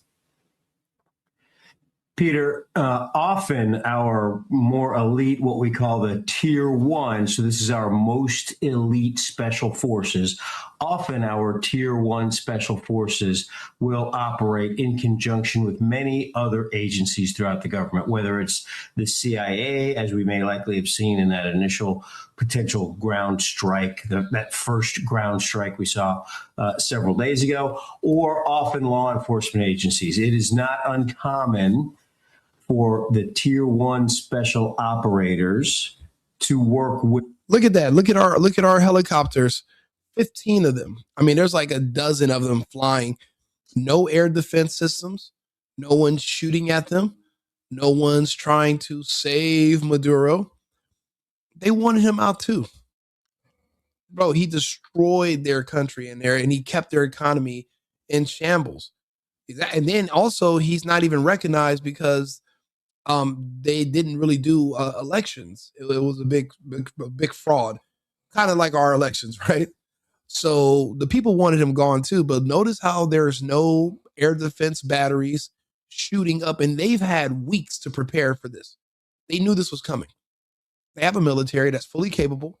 They didn't even try to engage. They just let us take off with their leader, which is crazy. with law enforcement agencies, particularly, we did this, I think, fairly regularly during the Iraq, Afghanistan conflict. So our special forces operations and our more elite law enforcement operators are familiar with working with each other. Now, as far as how an operation like this, Bro, why do you want to engage with me all of a sudden? If I'm so bad, Ravioli, if I'm so bad and you don't want people to follow me, why do you want to engage with me? Why don't you just fuck off? Like, why are you here if I'm so bad? Why do you want to talk to me? If you can explain that to me, then we can talk. Comes together. It's an extraordinary and complicated thing to do, and real praise to our soldiers and sailors and law enforcement officials who were able to pull this off. So far, we haven't received any reports of U.S. casualties, which is an extraordinary thing, and we're really proud of our men and women who executed it. But it takes there's sort of several layers, and Courtney Kube referenced it a little bit just moments ago. Initially, you have to ensure that you have the ability to get our aircraft into the target area without being shot down. So we have to execute what we call the suppression of enemy air defenses. So that could be some of the early explosions that we saw, as Courtney mentioned, as our correspondent Courtney Kube mentioned, possibly the use of tomahawks or other. Like the page, guys. Hit the subscribe button. Like the video. I appreciate you guys all tuning in. I'm trying to bring you live coverage of the capture and extraction of President Maduro from Venezuela last night, and our glorious president basically talking a bunch of shit about it. We were just listening to him, and the guy is hilarious, but he did say what was going to happen, and it's now happened. So he's a man of his word. So now we're sitting here watching the aftermath, looking at all the beautiful lights and explosions from all the blasts. Very interesting. But it's a very calm country right now, and this is their capital. Nobody put up a resistance because nobody wanted him there. They wanted him gone too. So we've liberated Venezuela. Cheers to them. Salud. Remote capabilities to damage or destroy air defense radars and air. Isabella, please keep your comments about Trump's flaccid penis to yourself, and whatever you eat for breakfast. If it's flaccid, that's nothing to do with us. We don't really need that in the chat. Defense launchers, right? So that's the initial execution. The next thing we like to try and do is isolate. So if Trump and his allies confiscated their gold holdings, then good for them. The way it works in life is to the winner goes the spoils. In the real world, there are no participation trophies. There's no second place. There's no, to the winner goes the spoils. You cry all you want, but if you lost, you lost. That's it. There's no crying in baseball.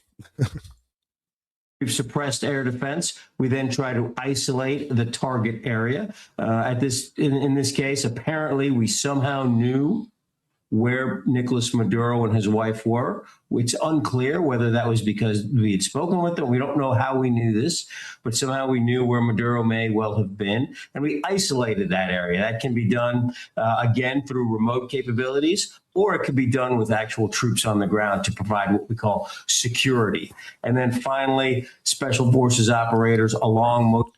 Yeah, we're not a democracy, Isabella. You're mistaken. You might want to go back to your home country. They are a democracy. We are a constitutional republic, and we will stay a constitutional republic. If you're looking for a multicultural democracy, you might want to find somewhere else to live, because that place only exists in your imagination. Here, you're under a constitutional republic, and we're not a democracy. We've never been a democracy. We will never be a democracy.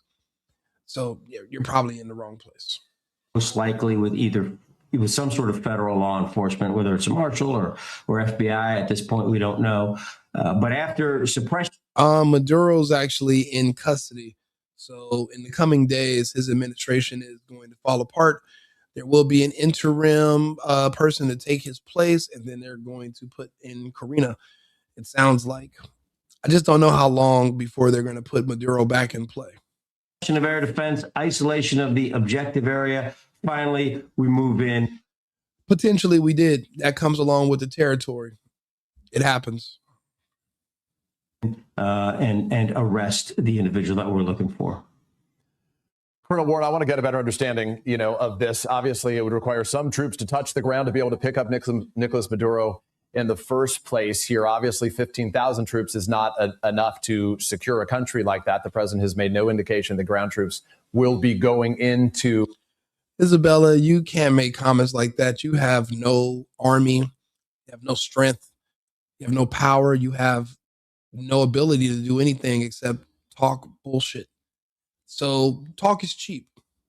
So, and what they say, money talking, bullshit walks, and your shit's moonwalking. So you can say all that, but no one's worried about you. You guys have a history of just blowing smoke. You don't have a history of having results. You couldn't even save yourself, so you can't save or help anyone else either.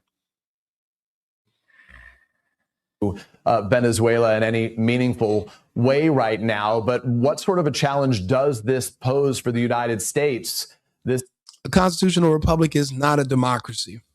I'm sorry to tell you that. Ultimately becomes less a military one, but more a diplomatic one to try to, allow that country to take the preferred fork in the road, not to return to a sort of authoritarian type regime or leader, but to focus on a more democratic led government right now. Ultimately, these are the early steps that you watch militarily, and then there are other real challenges that begin.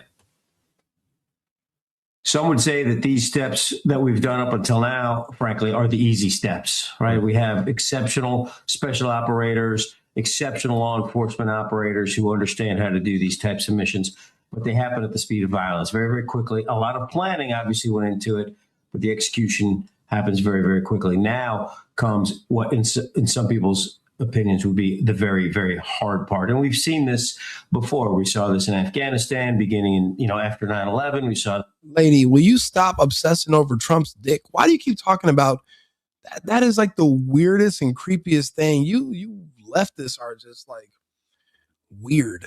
It's like, what the hell is wrong with you? Like, you have no, why, what's with the obsession with this is gross. This in Iraq.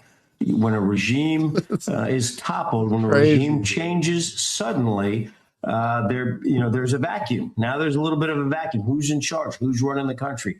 We don't know this. Neither does anyone in Venezuela, it would appear, know this. So there are, of course, as in any country, there are opposing forces. There are different forces who want to be in power. Where is the military internally going to fall on this? Where are the other power centers in Venezuela? Isabella, if you think that's true, why don't you leave and escape? Why are you still here? Why haven't you flown to another country? Why don't you escape? Why are you subjugating yourself? Explain. Going to fall on this. Where are the other legitimate and somewhat powerful drug cartels who are operating in that country, as we've talked about, as the president has talked about? Those cartels are still. Howard, that is correct. They're still functioning. We've struck some of their boats, but that's about it. So these cartels are still there. They're still strong. They're still functioning. The military, we have not, unlike what we did in Afghanistan or what we did in Iraq, we have not, frankly, inflicted any significant damage on the Venezuelan military. So what are they going to do now? Absolutely, we should. We should all be praying for our president and for our nation and for our future. We all are not, but we all should be. So I definitely agree with you, Beto. Definitely, BOD. Is certainly a question, I think, on everyone's mind. Colonel Steve Warren is an NBC News military analyst. Colonel Warren, we appreciate your expertise in helping us better understand the situation that's still evolving. It's not dumb. It's actually a legit suggestion. It just lets you know that you have more options than you give yourself credit for. Maybe you don't know that you can go somewhere else, so maybe you need someone to tell you that you can. So that's why I'm here.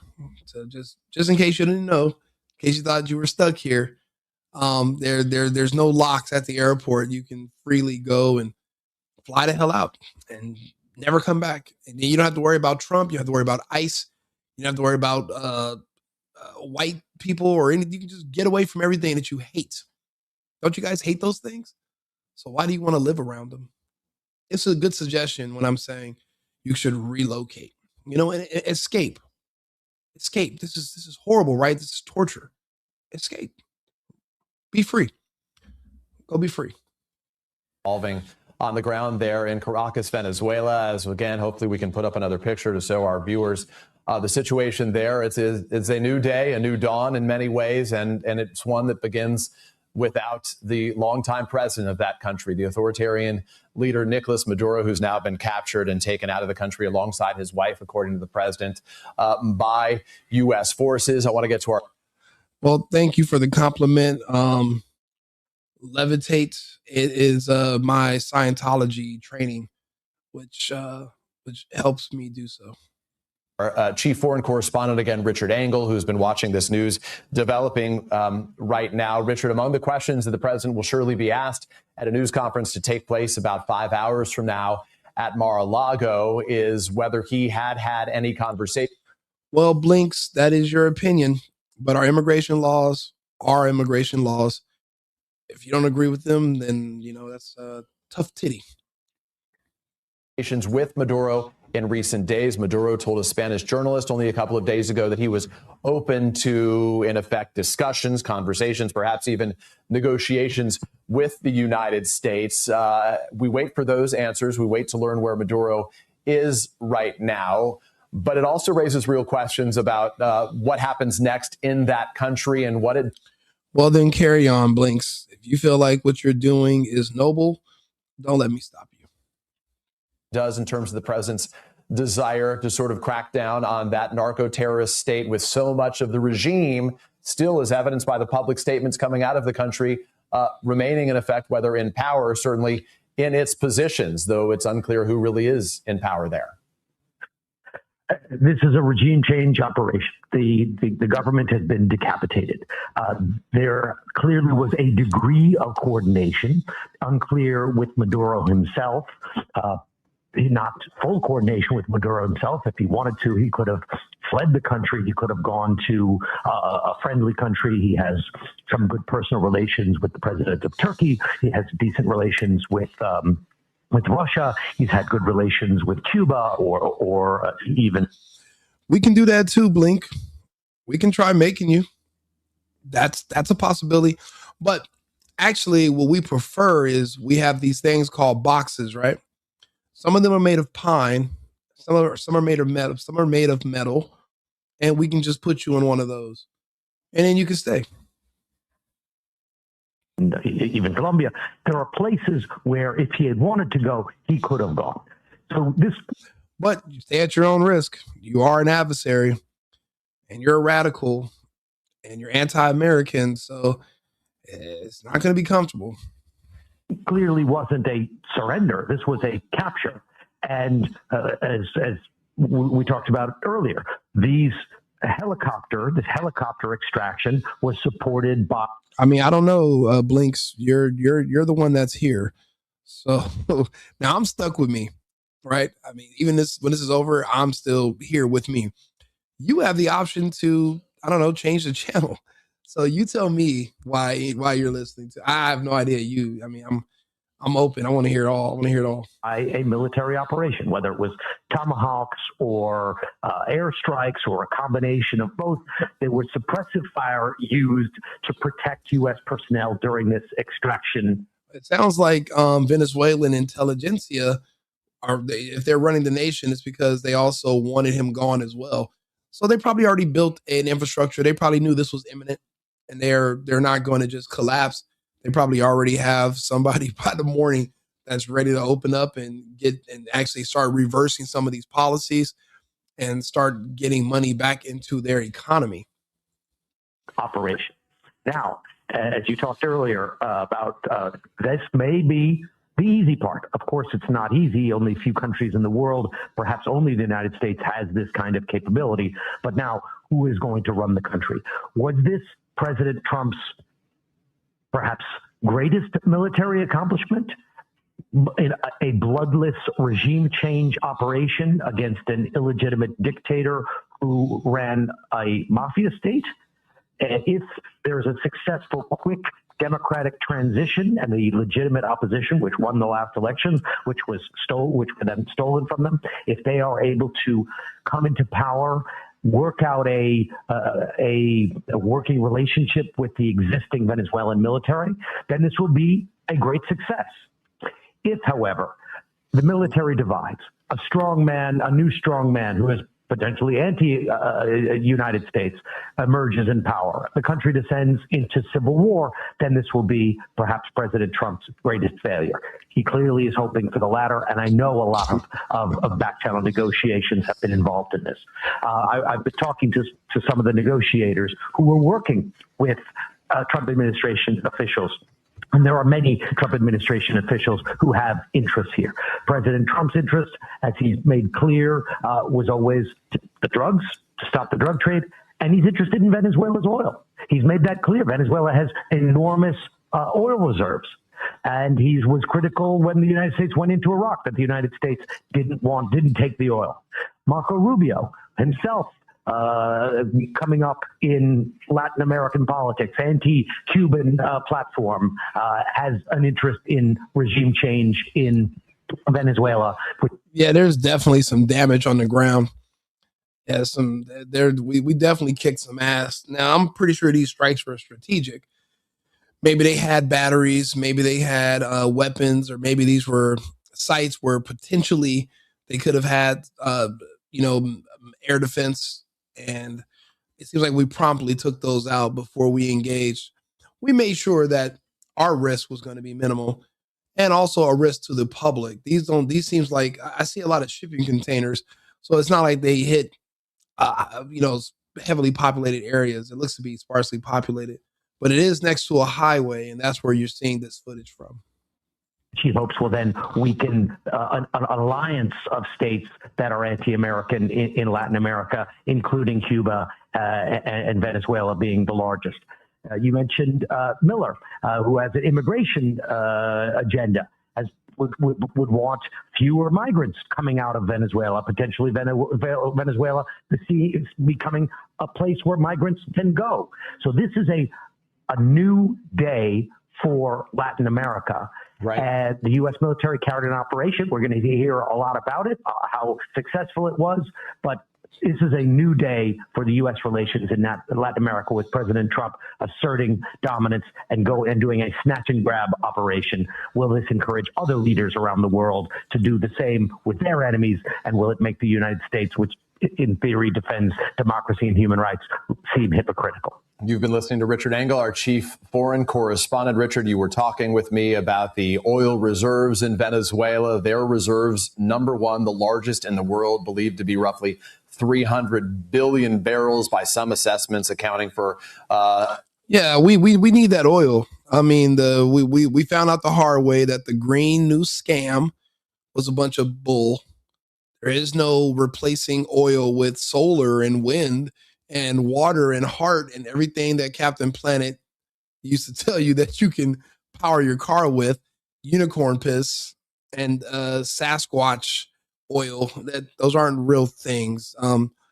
We need that oil. We do need it, and it's already and it's a different type of oil. It's actually easier to process. They were saying there's different types of oil that come from different places, and the reserves down in Venezuela are extremely valuable. And they were cutting deals to start sending it to China when we need it over here in our hemisphere. That's why we took those shipping containers, because, well, I mean, if you're trying to send it to our enemies, then it's ours now. We're going to eat your food. But now we won't have to anymore. Now we can work out something and help this country get itself back together and get back on track. These other countries are now watching. They're on notice. They're going to have to basically understand their place when it comes to the United States in this hemisphere. This is our territory now. We're not going to be as involved in the South Pacific. We're not going to be as involved in Europe anymore. Because we can't be everywhere at once, not anymore. And the Chinese and the Russians are too strong. So now we're a tripolar world, And in that new reality, things are just going to have to change. We're going to have to get used to them. Approaching 20% of the global supply there in Venezuela. You'll remember after the U.S. recently seized. We didn't steal anything. We won it. So we're not thieves. We won. We're conquerors. We conquered it. It's ours now. It's ours. It's our responsibility. To the winner goes the spoils. That doesn't mean you stole it. That means you won it. If you go to the casino and you win $5, you're gonna say, "Oh, I stole from the casino." You'll sound like an idiot. No, you won. Seized one of the sanctioned oil tankers, as the White House described it. The president said, "You're the Christian. You apply Christian values to yourself. You don't tell me about what values I apply to myself. You speak for yourself only." That it was his belief that the U.S. would then seize that oil, would keep that oil. That tanker was then routed to the United States, specifically to Texas. Keir Simmons is our chief international correspondent. He's been watching this developing news with us as well. Well, we need control over it. Remember, before Biden came into office, we were exporting energy. We were selling it. That's how much we were producing. And now we're getting back on track. But again, it's better off in our control, and we decide where it goes, than for it to be distributed to our enemies who are antithetical to the United States and our agenda. And Keir, quickly to you, I want to share a statement from the Russian Foreign Ministry. Vladimir Putin's, the Kremlin now reacting to this, saying that the United... Yeah, this is a peace president. This is peaceful. It doesn't get much more peaceful than this. United States committed, in its words, an act of armed aggression against Venezuela that it said was both deeply concerning and condemnable. That is notable because he's not the president of Ukraine, he's not the president of Russia. However, what he did do was he pulled our resources from the Ukraine, and he didn't commit any American troops to the Ukraine. And he famously got into a big fight with J.D. Vance and Zelensky at the same in one room, and we pretty much got rid of this whole Zelensky bullshit. That's over. So that war is essentially over. We're not funding it anymore. And without that funding, it's just a matter of time before it capitulates. But that war has been over. The problem is the Russians don't want to take the entire country. They just wanted the Ukrainians to say, we're not going to make another attempt to join NATO. That's it. That's all. And then this could be over. That's it. Oh, yeah. And then the rest of the Eastern Donbass and Crimea, of course, belong to the Russians, which they belong to the Russians anyway. So there's no argument with that. So Trump did a good job, and he kept his word. On the one hand, the U.S. has been focused heavily in this region on Venezuela. The president and his team simultaneously have been focused on trying to bring about an end to the war between Russia and Ukraine. Vladimir Putin, for a variety of reasons over the course of many months, has been disinclined, it appears, to resolve the situation there. We have heard from Volodymyr Zelensky, who has also been very reluctant to give up land in that country. But this does infuse a new wrinkle into another global hotspot, which is Russia as well. Yeah, I've been reading that statement too, Peter, and I've been reflecting that this is why Richard Engel describes this as such a significant moment, is that what you have overnight is the U.S. striking a Russian partner. Maduro was, a de facto ally of President Putin, and President Trump has just taken him out. So you have that aspect. And on the other hand, you have President Putin now offering his diplomacy, if you like, to try to stabilize the situation. Effectively, you have President Putin saying, okay, we have a problem in your region, Mr. Trump. Let me help you to solve that. And the fact that we have an open relationship with the Russians mean that we are receptive to their diplomacy. Maybe that could be the plan. Maybe we might turn over Maduro to the Russians, and he would seek asylum in Russia, same as Bashar al-Assad from Syria, and Snowden and everybody else that goes to Russia when they run foul of the United States. that could be another thing too. But again, the fact that Maduro and his wife are still alive says a lot about the state of where we are right now in this country. That's a huge revelation that we can't just gloss over. Now, yeah, some of you guys in the comments, you guys just hate Trump no matter what he does. You don't like anything, but you don't like anything anybody does. Now, if Trump was gay and he was walking around here with, with pink hair and a tutu, you guys would love that. You guys would celebrate it. You'd tell him Vogue and Slay. You guys would love that. But you don't like a man that's a patriot, that's standing up for our country and doing what has to be done. So you guys are going to complain. That's your own personal preference. As far as what's important, the important things are being handled. And this is something that's important. And I'll be honest, if this is going to be another way for us to further diplomacy and work with the Russians, then so be it. But I believe him keeping Maduro alive is going to serve a lot of different purposes. Maduro, in my opinion, is going to still be in play. I don't think he's going to just rot in prison. Sounds familiar. And it is therefore significant because it gives the Russians the ability to kind of say, well, look, you see, this happens everywhere, and we help each other to solve it.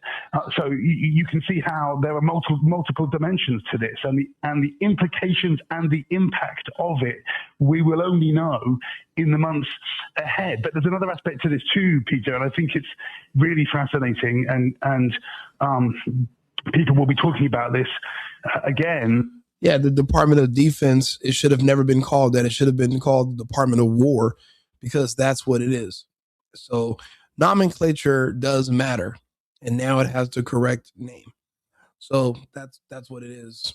And $200 deal, $1 million deal to Israel, probably.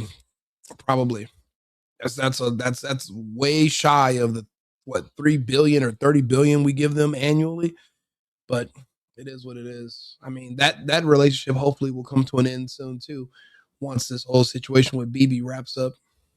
As we look ahead, is that what you have here is very familiar, which is the U.S. intervening in another country to potentially bring about, you might even say, and the Trump administration isn't saying this clearly, and there's a reason why perhaps they're not quite saying it this way, but maybe even to try and bring about democracy, but certainly intervening. And that is something that we have seen before from the U.S., and Richard has been very carefully navigating those questions over whether it really works. And there is plenty of history to suggest that it does not, and then there are some examples of moments when it has made a difference. And all of this is happening while there are protests in Iran effectively looking to overthrow the regime there. And those protests are the most significant since some years ago, the uprising over the killing of a young woman in Iran. So there, too, there is a threat to that regime. And of course, Iran is a close partner to Venezuela. So this is, there are moving parts here, and there is no doubt of the significance. You're right, Kieran. In the president's victory speech upon winning the last election, he said, "I'm not going to start wars. I'm going to stop wars." We're now hearing some of the criticism coming in from some of the president's political opponents. Among them, we're hearing from one of the top national security officials who served beneath President Obama during his time in office. That's Ben Rhodes, who says, in simple terms, he says, a regime change war in Latin America based on absurd rationales about drug trafficking, no explanation of goals, and counter to everything Trump promised, campaigning, and we're not even a full year into Trump's term. And see what the domestic criticism will be of the actions taking place. Richard Engel, quickly to you. There are still, even as we watch what appears to be a successful capture operation, there is still a lot of potential complications in the days and weeks ahead. Huge complications. Doing a successful military extraction, like a successful counterterrorism strike, is something that President Trump will talk about. He will praise the bravery of the soldiers. He will talk about how it was carried out with great expertise and precision and coordination. And it seems that it was. But who will govern the country? How will it run? Will the people accept it? All very open questions. And I wanted to go back for a second to ask Keir a question, if I may, because we heard that statement. I heard it live on this conversation from the Kremlin. And one thing that struck me is it didn't seem to be that strong. I've heard the Kremlin, when it wants to condemn them, use much stronger terms. This described it as it's condemnable. It wasn't very, I don't want to say emphatic. Do you think in a way that this kind of operation, a regime change operation, which is what President Trump just did, could even help Vladimir Putin, could help him justify the war in Ukraine, and it could help him reestablish what used to be called the sphere of influence world during the Cold War, where the United States controls its neighborhood and Russia dominated its pace. Could this actually help Putin? Is he secretly? Hey, I appreciate everybody for tuning in. Thank you for liking the page, and thank you for the cash apps. I appreciate you guys for being here. Actually, I have another, I'm going to start another show at 9 o'clock. It's 7:53. So I'm going to take a break, change, go get some water. I'm going to run to the store. I'm supposed to have another co-host if they're going to, I'm not sure if they're going to be on or not because he hasn't called me yet, but he was going to come back on. Sorry, that's my dog. He's asleep. He's like waking up. But I'll be back in about an hour. So please, if you can, subscribe to the channel, like the page. It's fluctuating between 200 and 300 people right now. Don't forget, I'm on 8 different platforms. So I appreciate everybody for being here and tuning in. I'm glad I could bring you this news in the morning from my own perspective, a right-wing, conservative, patriotic perspective. And I'm glad that I'm glad this was a successful mission. We took our time. We didn't do it sloppy. We did it the right way. We didn't rush. So all's well that ends well, I guess, right? So like and subscribe, share the video, and remember, America first, America only. I've been needing to find a new apartment, which has not been easy with credit as bad as mine. Luckily, I found cosigning.com. They connected me with a cosigner who helped me get my dream apartment for me and my dog. I just paid a small fee and was able to move in fast. Get the cosigner you need for the apartment you want. Check out cosigning.com today.